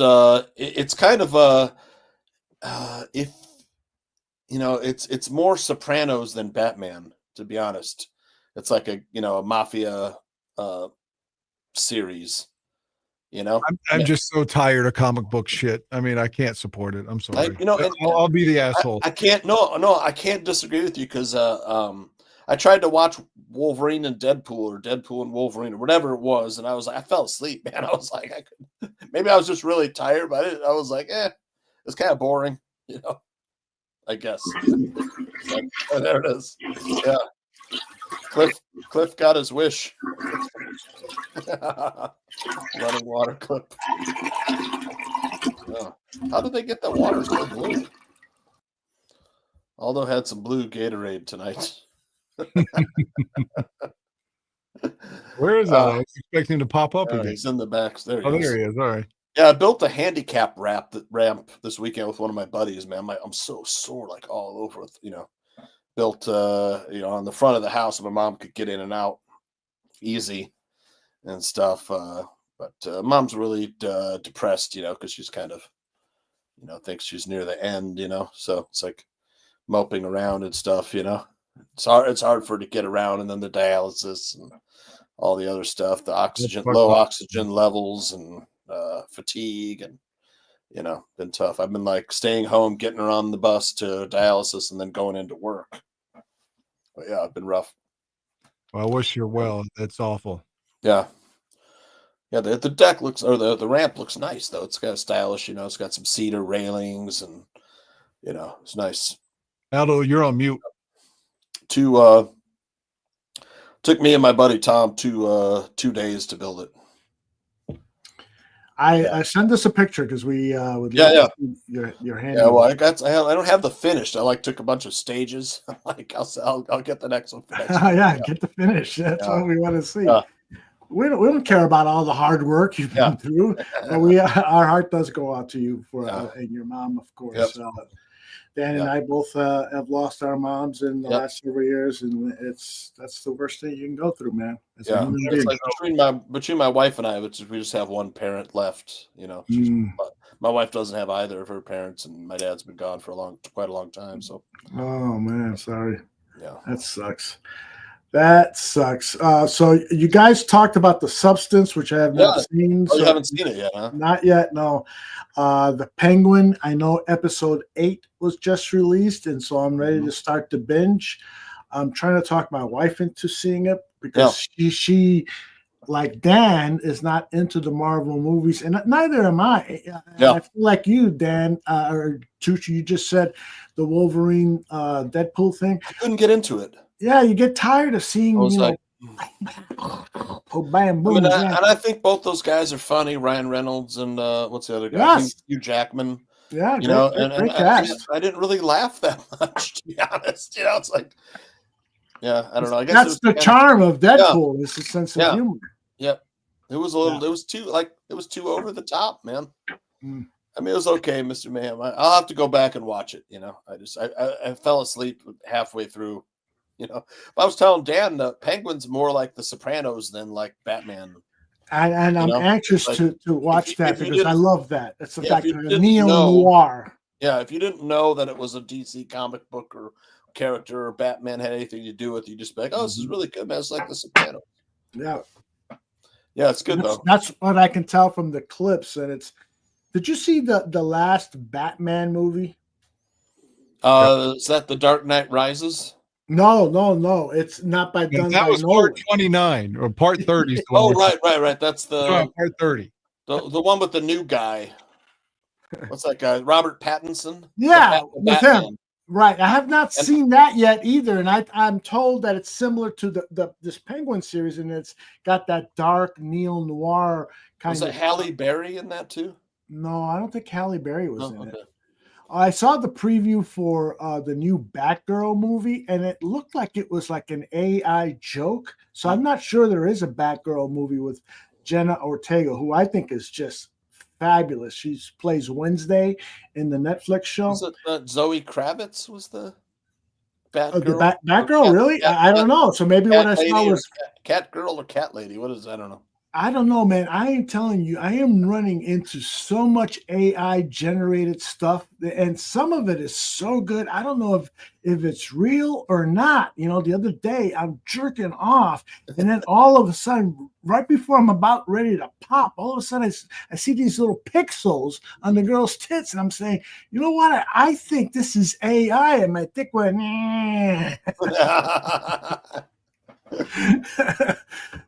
Damn, that got you right. You laughed. You just were on mute, right? No, I'm here. Comic book stuff just bores me to death. I noticed that, but we were talking about me masturbating. That should have, see that. Well, that always excites me. Dan got married, and he's no longer interested in my sex life. No, of course I am. Exactly, J2K. I'm jerking off to a robot. My life is ruined. Yeah, pretty soon people are going to have robots that they can have sex with instead of partners. Yeah. You know, how long before that happens? Sounds like Demolition Man. Yeah. Right. The Sandra Bullock Stallone movie. Oh, yeah, I know. Well, Dan, you've been married now for, I want to say, about 4 months, right? And Tooch, you've been married now for about 14 years. It'll be 9 years next year. 9 years. Cliff says, so those pixels are pixels. 9 years and about 4 months. Am I right, Dan? Got married August 8th. So September, October, November. It's been a little over 3 months. Okay. So my question to you guys, have you stopped watching porn yet, or do you still do it from time to time? From time to time, yeah, of course. Oh, okay. You wake up at 3 a.m. and you're like, well, my wife's at work, she's working long nights. So what else am I gonna do? Right? Porn up, here I come. What about you, Dan? I haven't really had time. If I'm home, typically she not to put words in her mouth or my dick in her mouth. She lets me have it anytime I want it. So yeah, you guys have a great sex life from what I've heard in the neighbors. I've talked to the neighbors too. They told me you guys really go. My wife's never too tired. It's usually me that's too tired. I hear you. I hear you. You know, honey, my wife, it's much, much easier if I masturbate tonight. So good night. I'll see you in the morning. Cliff said that my wife won't have sex 7 nights a week. Well, it's not too late to trade her in, Cliff. You're a young man. You got a beautiful wife, by the way, Cliff, and a beautiful family. All right. So what else have you guys seen? Anything you want to recommend? Looking forward to the Silo premiere coming up. I think it's Friday. Yeah. Friday. Silo Friday. season 2. That was pretty good. Season 1 was pretty good. Right. And Dan, you texted me that Megapolis is coming out on DVD or something like that? Well, no, it's on streaming now. Okay. For you all that don't buy physical media anymore, I feel like it's just me. Is that the Coppola? Yeah, it's available to watch and stream. But you didn't like it though, right? Or no, I liked it. Okay. I didn't love it, but I liked it. It was I recorded it. Put it that way. I am looking forward to seeing it, and I have to admit that I have not seen the Scorsese 3.5-hour movie that John can't stay awake through. I still haven't seen it all the way through. Man. Yeah. So those two you haven't films, seen it either, huh? No, not yet. So I'm looking forward to seeing those two films from classic filmmakers. It is interesting though that and I love Scorsese. I was like, I don't know. Who doesn't? Who doesn't? Come on, Marty. I can't get into it. Yeah, but the thing is, you should give that another chance. I know. Yeah, you have another chance. Yep. A couple of Cokes and then watch it. That Substance though, Danny, reminded me of like a David Cronenberg film. Yeah, it was awesome. If Aldo. I love you get to see Cronenberg. it, you'll be like, "Whoa, this is definitely like Cronenberg-esque." Yeah, you know. I just recently watched. I agree with that the characterization.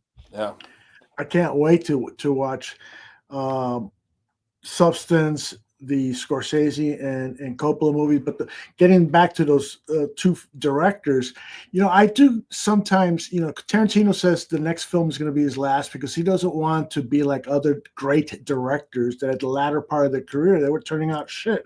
And he's pretty much right on that. There might have been some exceptions, but he's pretty much right. And then there was Ridley Scott, who did Aliens and Alien, and his brother worked with Tarantino on Tony Scott. Tony Scott. Tony Scott. And what was the movie they worked on together? True Romance. True Romance. Great movie. And so Ridley Scott says, I don't believe that fucking Tarantino. There's no way he's going to stop after 10 movies. He should just shut up and get back to making movies, which I thought was priceless. I watched a good old film that I'd never heard of in my entire life. I really dug it. It had Jeff Goldblum, Michelle Pfeiffer, and she's naked in it. You get side boob and she's completely naked, but it's from the side. Like I said, you don't see her genitals. Mm-hmm. And who else was in it? Let me think. Goldblum and her. David Bowie. Ooh, wow. Yeah, it's from 85. Clearly, it was filmed in 84 because it was released in like January, February of 85. But it's called Into the Night. I really, really enjoyed that. Never even heard of it. Wow. I haven't. You sent me that in a text. Yeah, I remember now. The guy that directed that part of the Twilight Zone movie, what was his name? Landis? Yes. Where the decapitation happens. He's the director of it. Okay. Jim Landis, who did the Thriller video for Michael Jackson, did American Werewolf in London, and then his episode of the Twilight Zone movie had Vic Morrow running in a scene supposedly in Vietnam, and a Huey helicopter comes a little too close to his head and chops his head off. I don't think the little girl was injured, thank God. But yeah, Landis got off scot-free. Wasn't held responsible in any way. Speaking of responsible, Usama suggests a British show called The Responder about a cop who's slowly losing his mind and becoming corrupt. I love that premise. Gotta check it out. Check that out. Yeah. Dan Aykroyd's in that film I was just talking about too. Oh, really? Yes. Oh, Aykroyd is out on promoting a TV show. Have you seen the promos for that? I have not. Mm-hmm. It's like some Brainiac thing, like it's probably like for Jeopardy fans and stuff. But yeah, I've seen it. And he's got to be like into his 70s, but he's had a lot of work done. Anyway, okay. Does anybody watch that Saturday Night Live movie about the first season or whatever? They turned it into a movie. I want to see that too. Is that out on one of the streaming services? I don't know. That's why it was in the theater late summer, so it's probably close to being out. I watched that one that they did about National Lampoon. How that sort of. I thought that movie was a little bit. Oh, I was going to watch it. You don't like it, huh? I was interested because I like some of their movies, but yeah, I like Caddyshack. I like National Lampoon's Vacation. But the movie was just over the top and kind of shitty. I thought.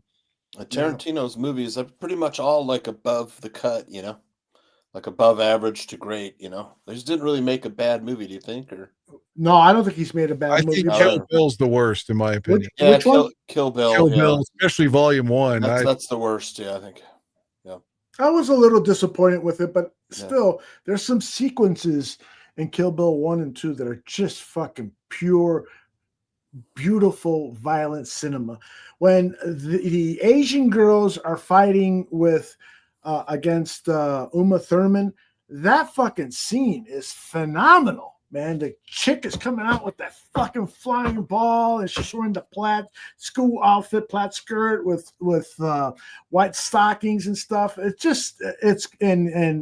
Uma Thurman is wearing the yellow Bruce Lee outfit with the yellow jumpsuit with the black stripes, and it takes place in a Japanese setting. And oh man, that sequence must have taken him a fucking half a year to film. It was phenomenal. It's sort of I watched them both in the theater and I haven't watched them since.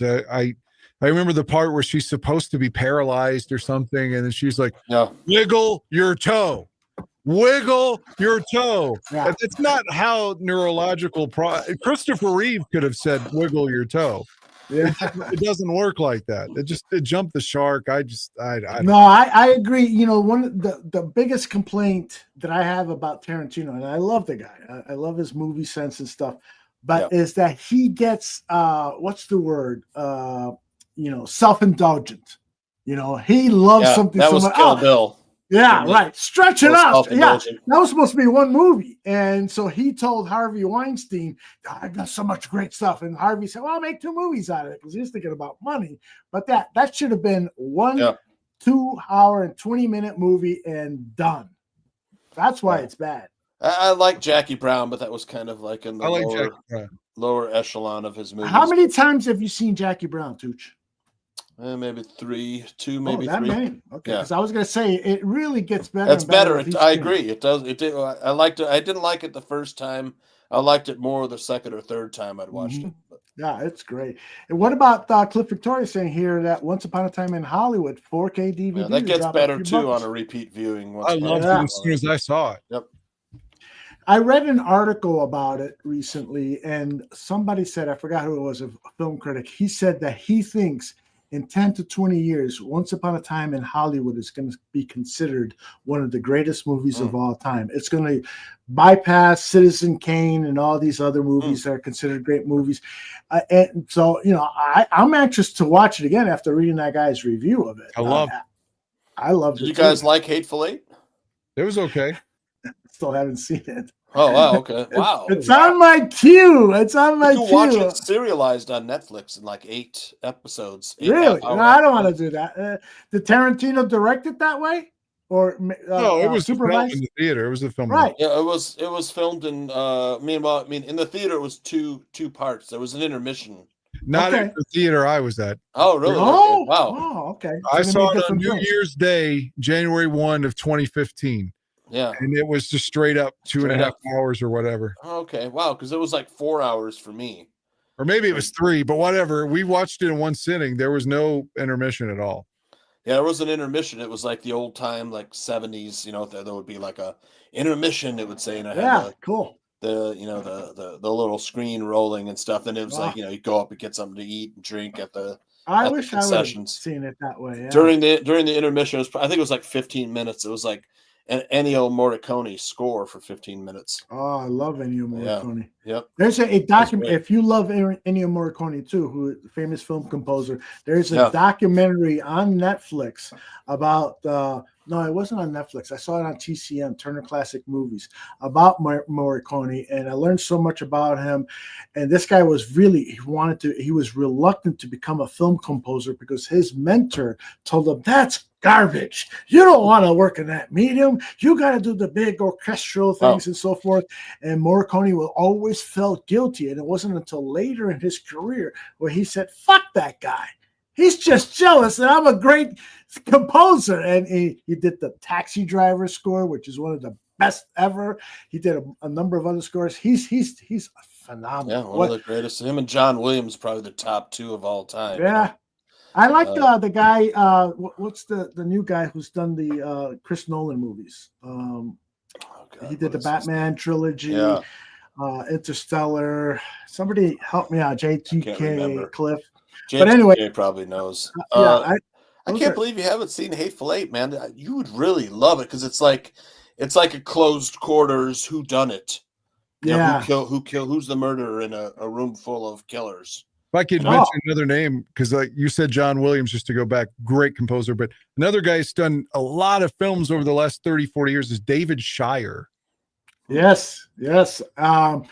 He did, oh man, I want to say he did one of my favorite movies from the 70s and 80s, and my brain is not working well because I had a couple of beers.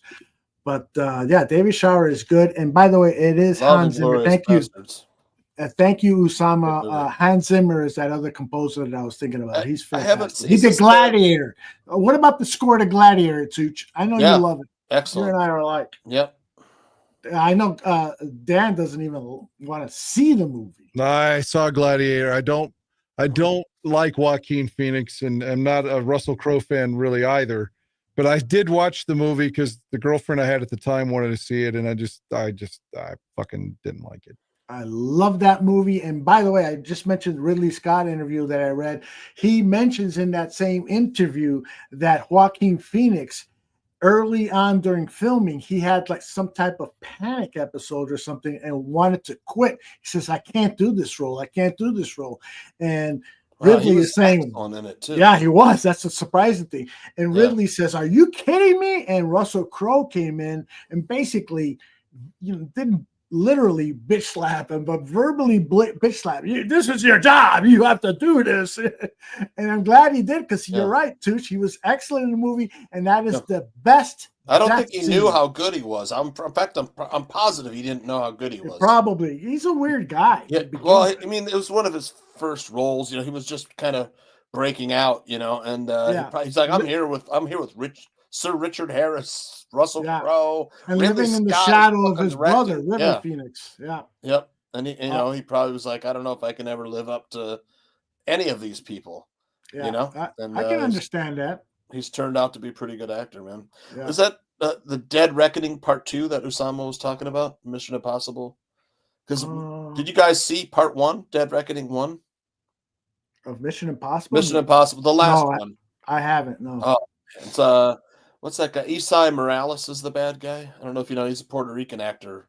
I know him very well. When I was at Clemente High School, they were filming Bad Boys not too far from our high school, and they were looking for extras. I was too white, so they didn't choose me as an extra because they chose a couple of my classmates. Yeah, he's the bad. I told you the story. I told you the story that he was on a pussy on scene. Right. He was always in his trailer. Esai, we need your first student. And you hear, he was too busy. I'll be right there, man. Yeah, he's the bad guy. He's still handsome too, fella. Yeah, he is. He was in Ozark. 60. Yeah, it was in Ozark. Yep. Yeah, played a bad guy in Ozark. Yeah, very he's playing heavies presence. now. Mm-hmm. But yeah, the new Mission Impossible is great. I mean, freaking Tom Cruise and all those. He does a lot of those stunts. The amazing stunt and stunt photography, all that stuff. Man, it was killer. Cliff says Jackie Brown is a slow action with moments of intensity that is so well done. Plus, it has boobs. Yes, you're absolutely right, Cliff. It has nice boobs. It helps. And if you like feet, like Tarantino does, it's got some beautiful shots. Bridget Fonda's feet. Yeah, but I do agree. A lot of Tarantino movies do have a lot of dialogue, and because he loves to write dialogue, and he does it very well.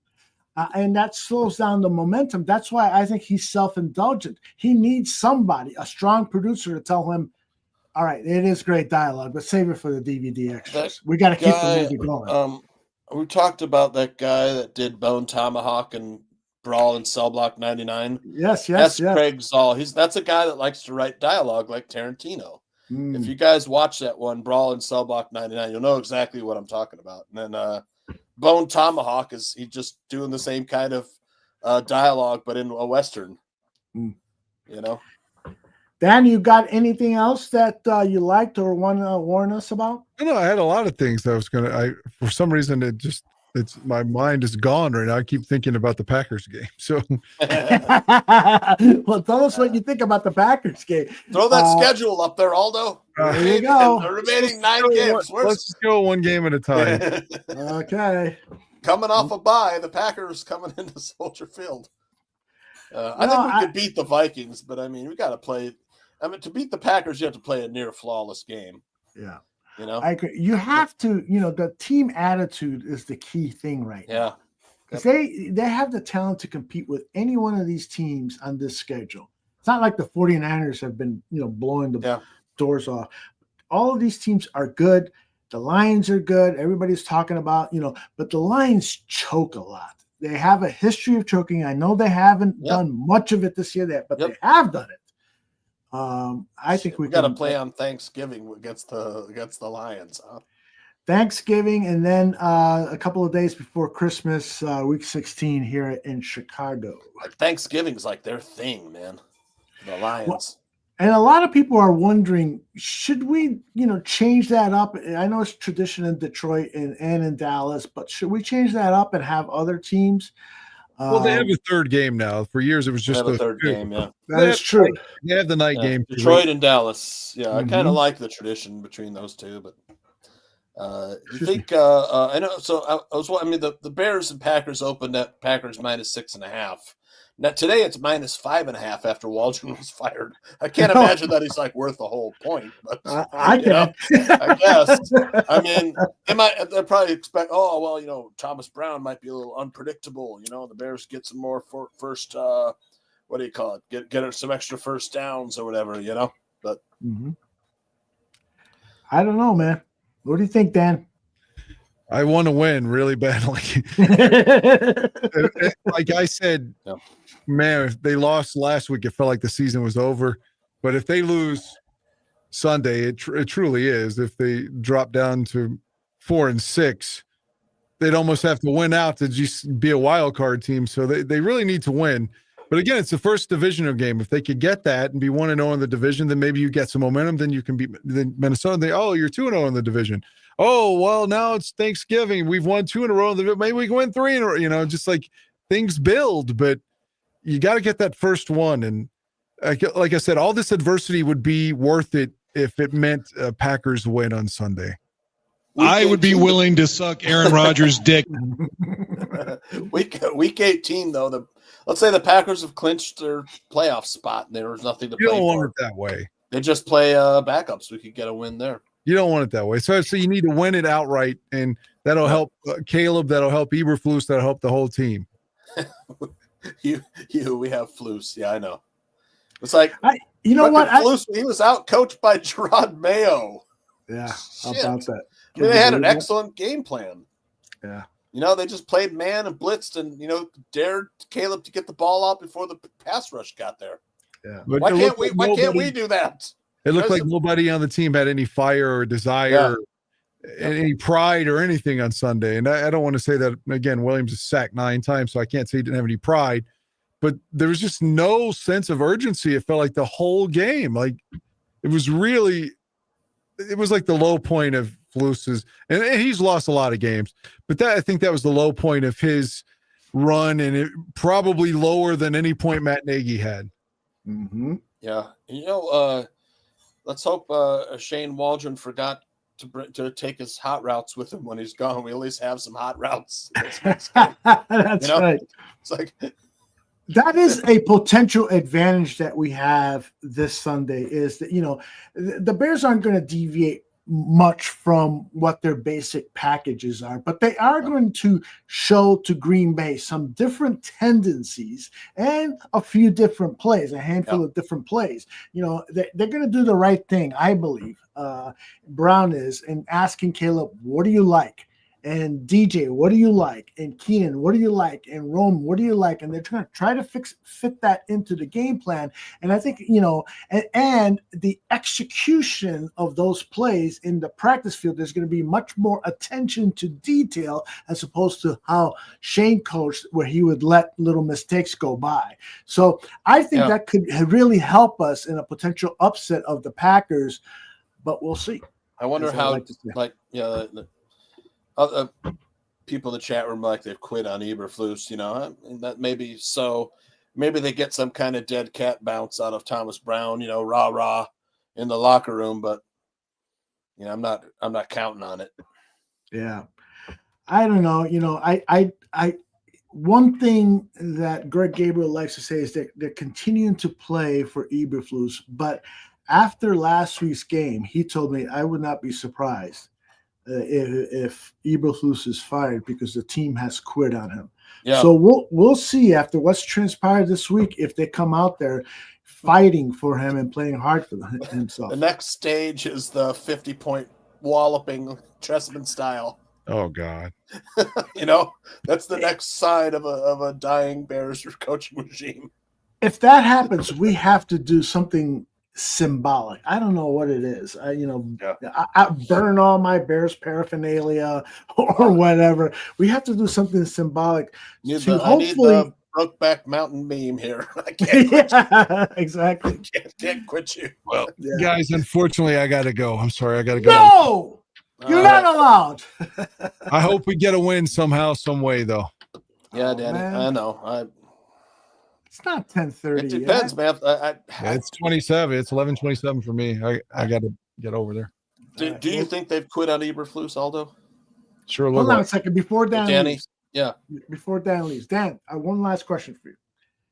Can you please, so that I can use a drop as a audio drop, can you please say 911? What's your emergency?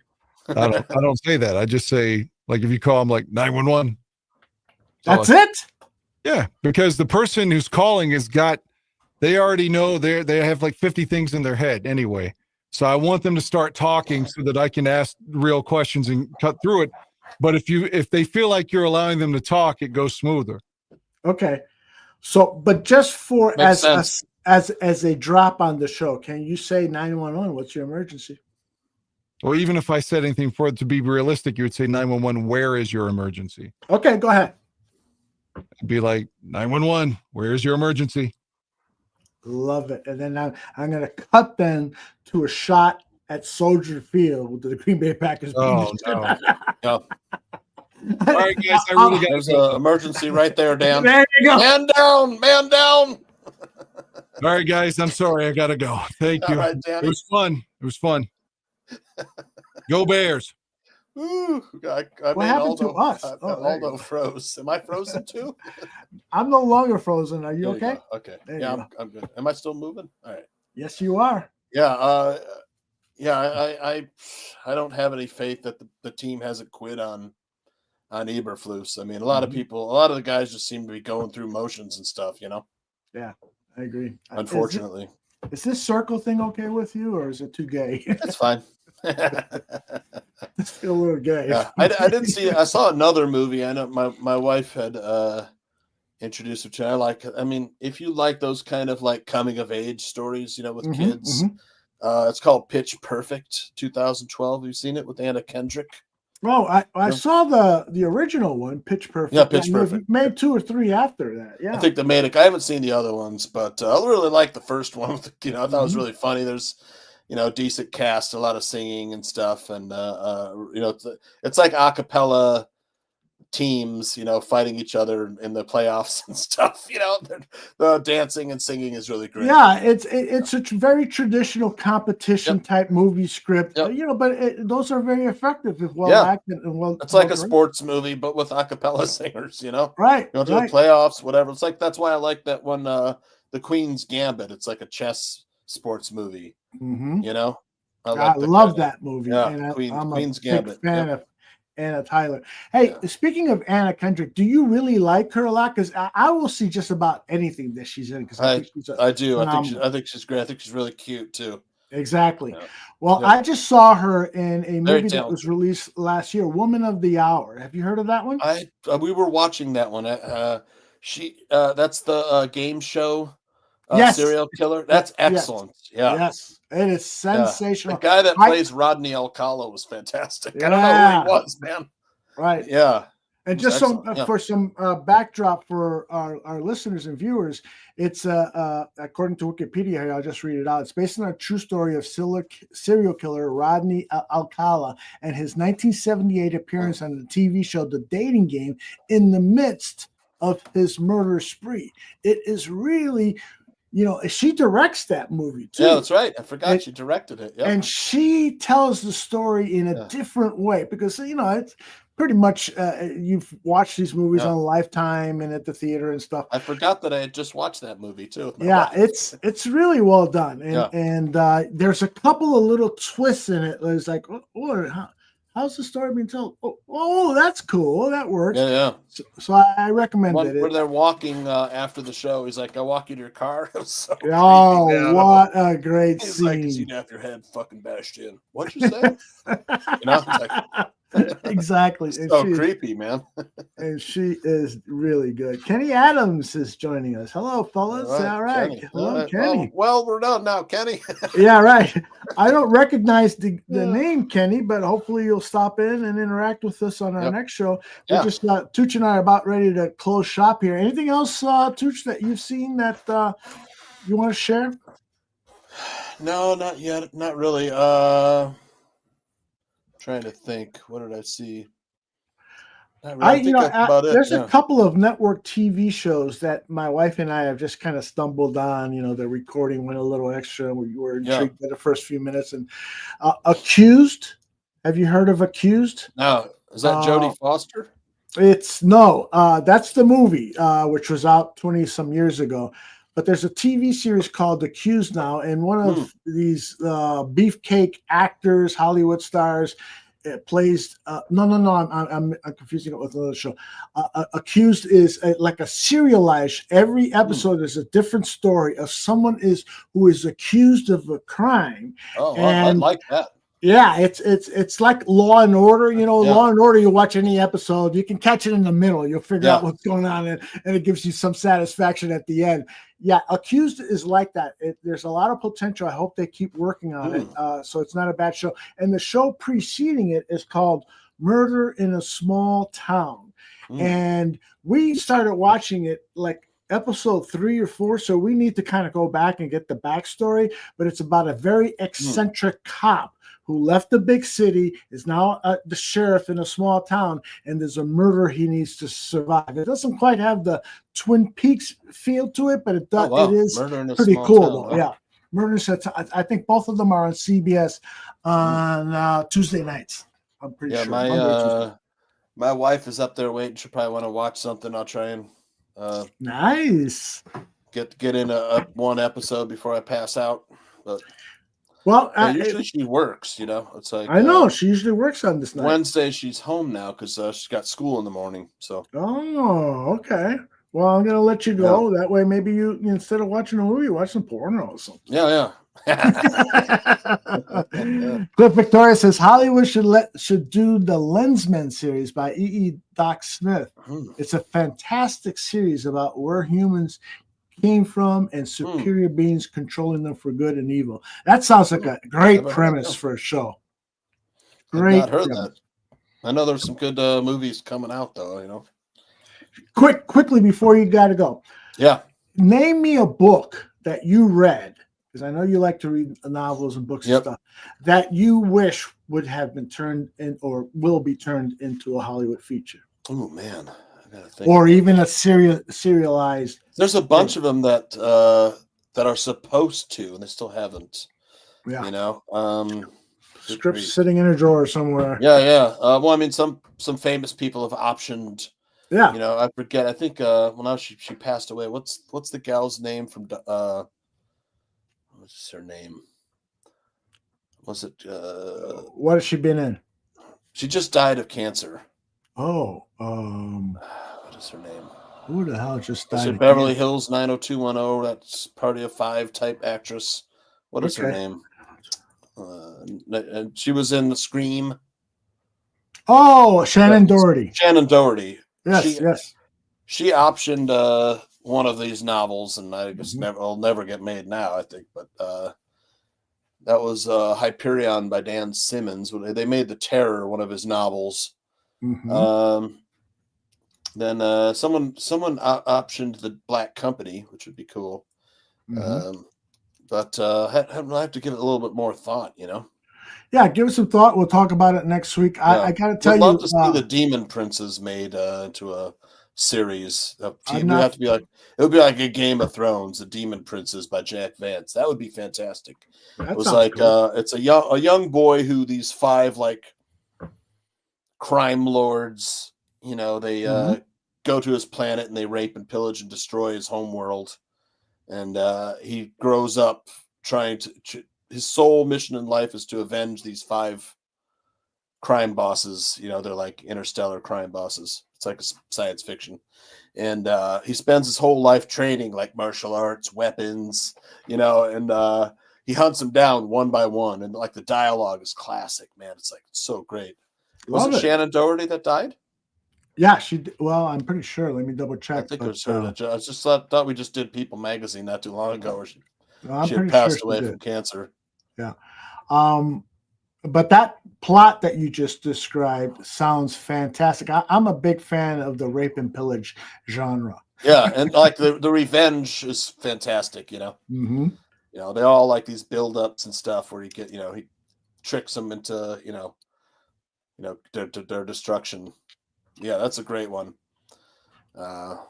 Shannon Doherty was what's the born 1971 and died July 13 at 2024 at the age of 53. Yeah. So you were right. Yep. Take that, Cliff. Couldn't remember her name. Yeah. Yeah, she just passed away. She died in July. Yep. This is for her. Yeah. I remember working on the People magazine at work. Mm-hmm. For, by the way, I want to tell you of a movie to avoid. You know, we don't do this enough for our barflies, our followers. And I'm trying to just look at find the title. It stars Blake Lively. The Wailing? The Wailing. It's like someone's like Halloween. It's the scariest movie ever. It was like Korean. It was so goofy. My wife and I just were laughing. Like, this isn't scary at all. It's ridiculous. You know? Well, the movie I want to warn you of, it's called It Ends With Us. My wife wanted to see it because the author of the book is... What's the name of it again? It Ends With Us. Oh, okay. I haven't heard that. Blake Lively stars Horrible, as though, huh? Lily Bloom moves to Boston to chase her lifelong dream of opening her own business. A chance meeting with a charming neurosurgeon soon sparks an intense connection. But as the two fall deeply in love, she begins to see sides of Ryle that remind her of her parents' relationship. And so, spoiler alert here, her parents, her dad used to beat the shit out of her mom, and this guy that she's fallen in love with is starting to display jealous tendencies. Yeah, and there's another couple of backstories. You know, for people who love the romance genre, I could see them sitting through it and saying, "Yeah, that wasn't too bad" and stuff. But I if I'm going to sit through a romance novel written by a romance novelist, I want it to be special. And this was nowhere near special, despite the fact Blake Lively was in it. Blake Lively was in that movie where the shark was chasing her around. I forget the name of it. Shark was chasing her around. What are we talking about? She's like surfing the reef. I think it's called The Reef. Oh, was she in The Reef? Is that her in the movie? I think it was her. I didn't see The Reef, but maybe I will now. That was really good. You'd like that. It was short, too. It's only like 75 minutes long. 2010 Australian film starring... No, it's not her. All right, what was she? Maybe it's not her then. It was... What's the one... Why are she's in the one. I don't know the name of it. Hold on. It is her, yeah. But The Shallows. Shallows. Sorry. Shallows. Thank you, Hugh. Yeah. I agree with you got to see that one, man. It was really good. The Shallows. Check it out. I'll check it out. I agree with chasing her everywhere, man. Fucking shark.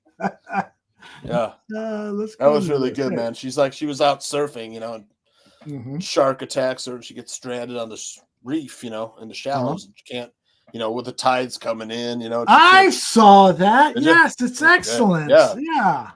She's married to Deadpool, the guy. Yeah, Ryan Reynolds. Yeah, married to Ryan Reynolds. I mean, come on. Well, you're rich, you're famous, and now you're married to Blake Lively. Oh my gosh, please. Yeah. Yep. 100%.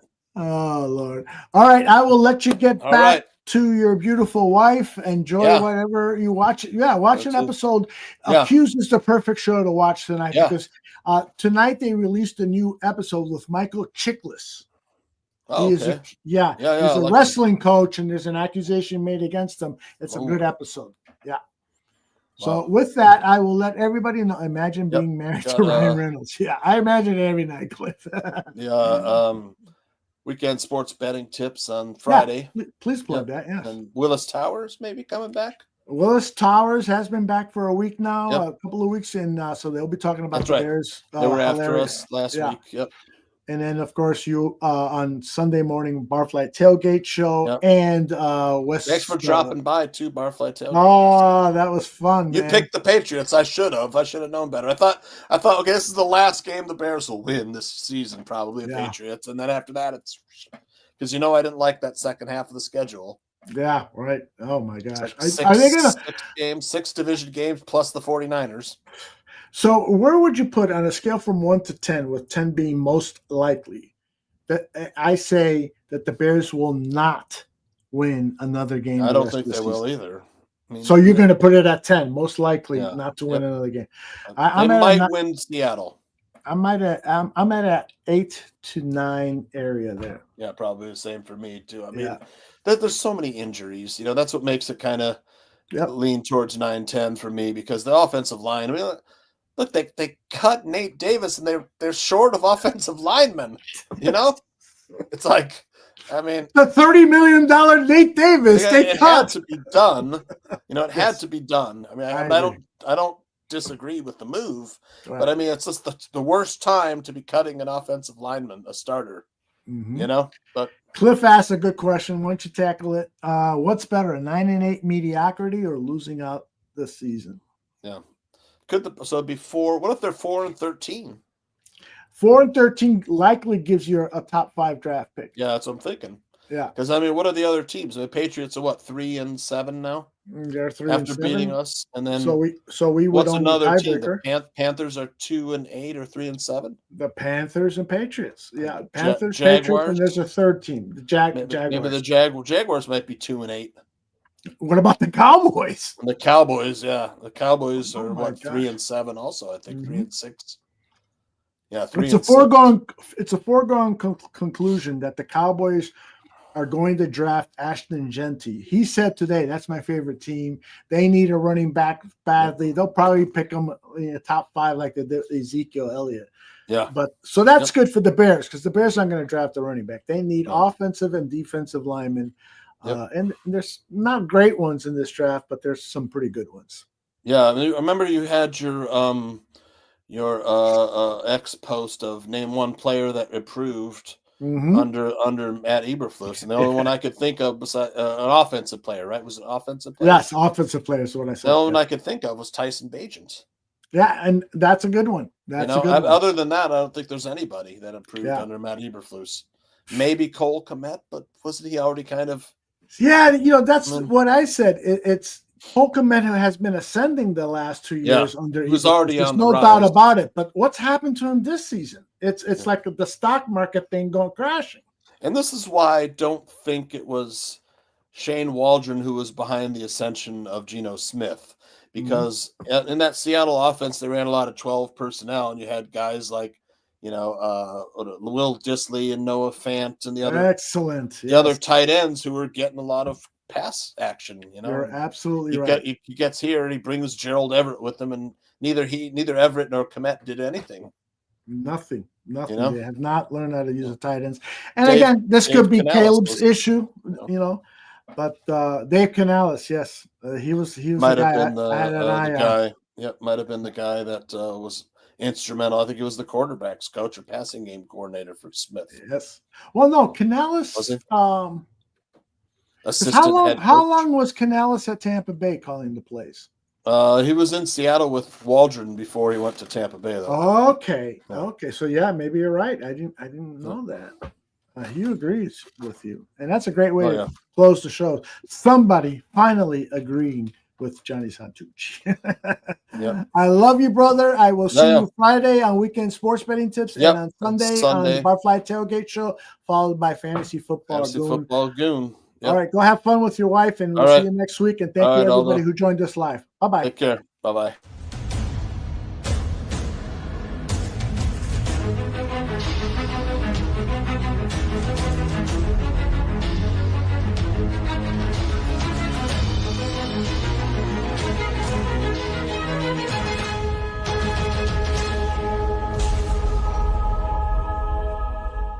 That was fucking true.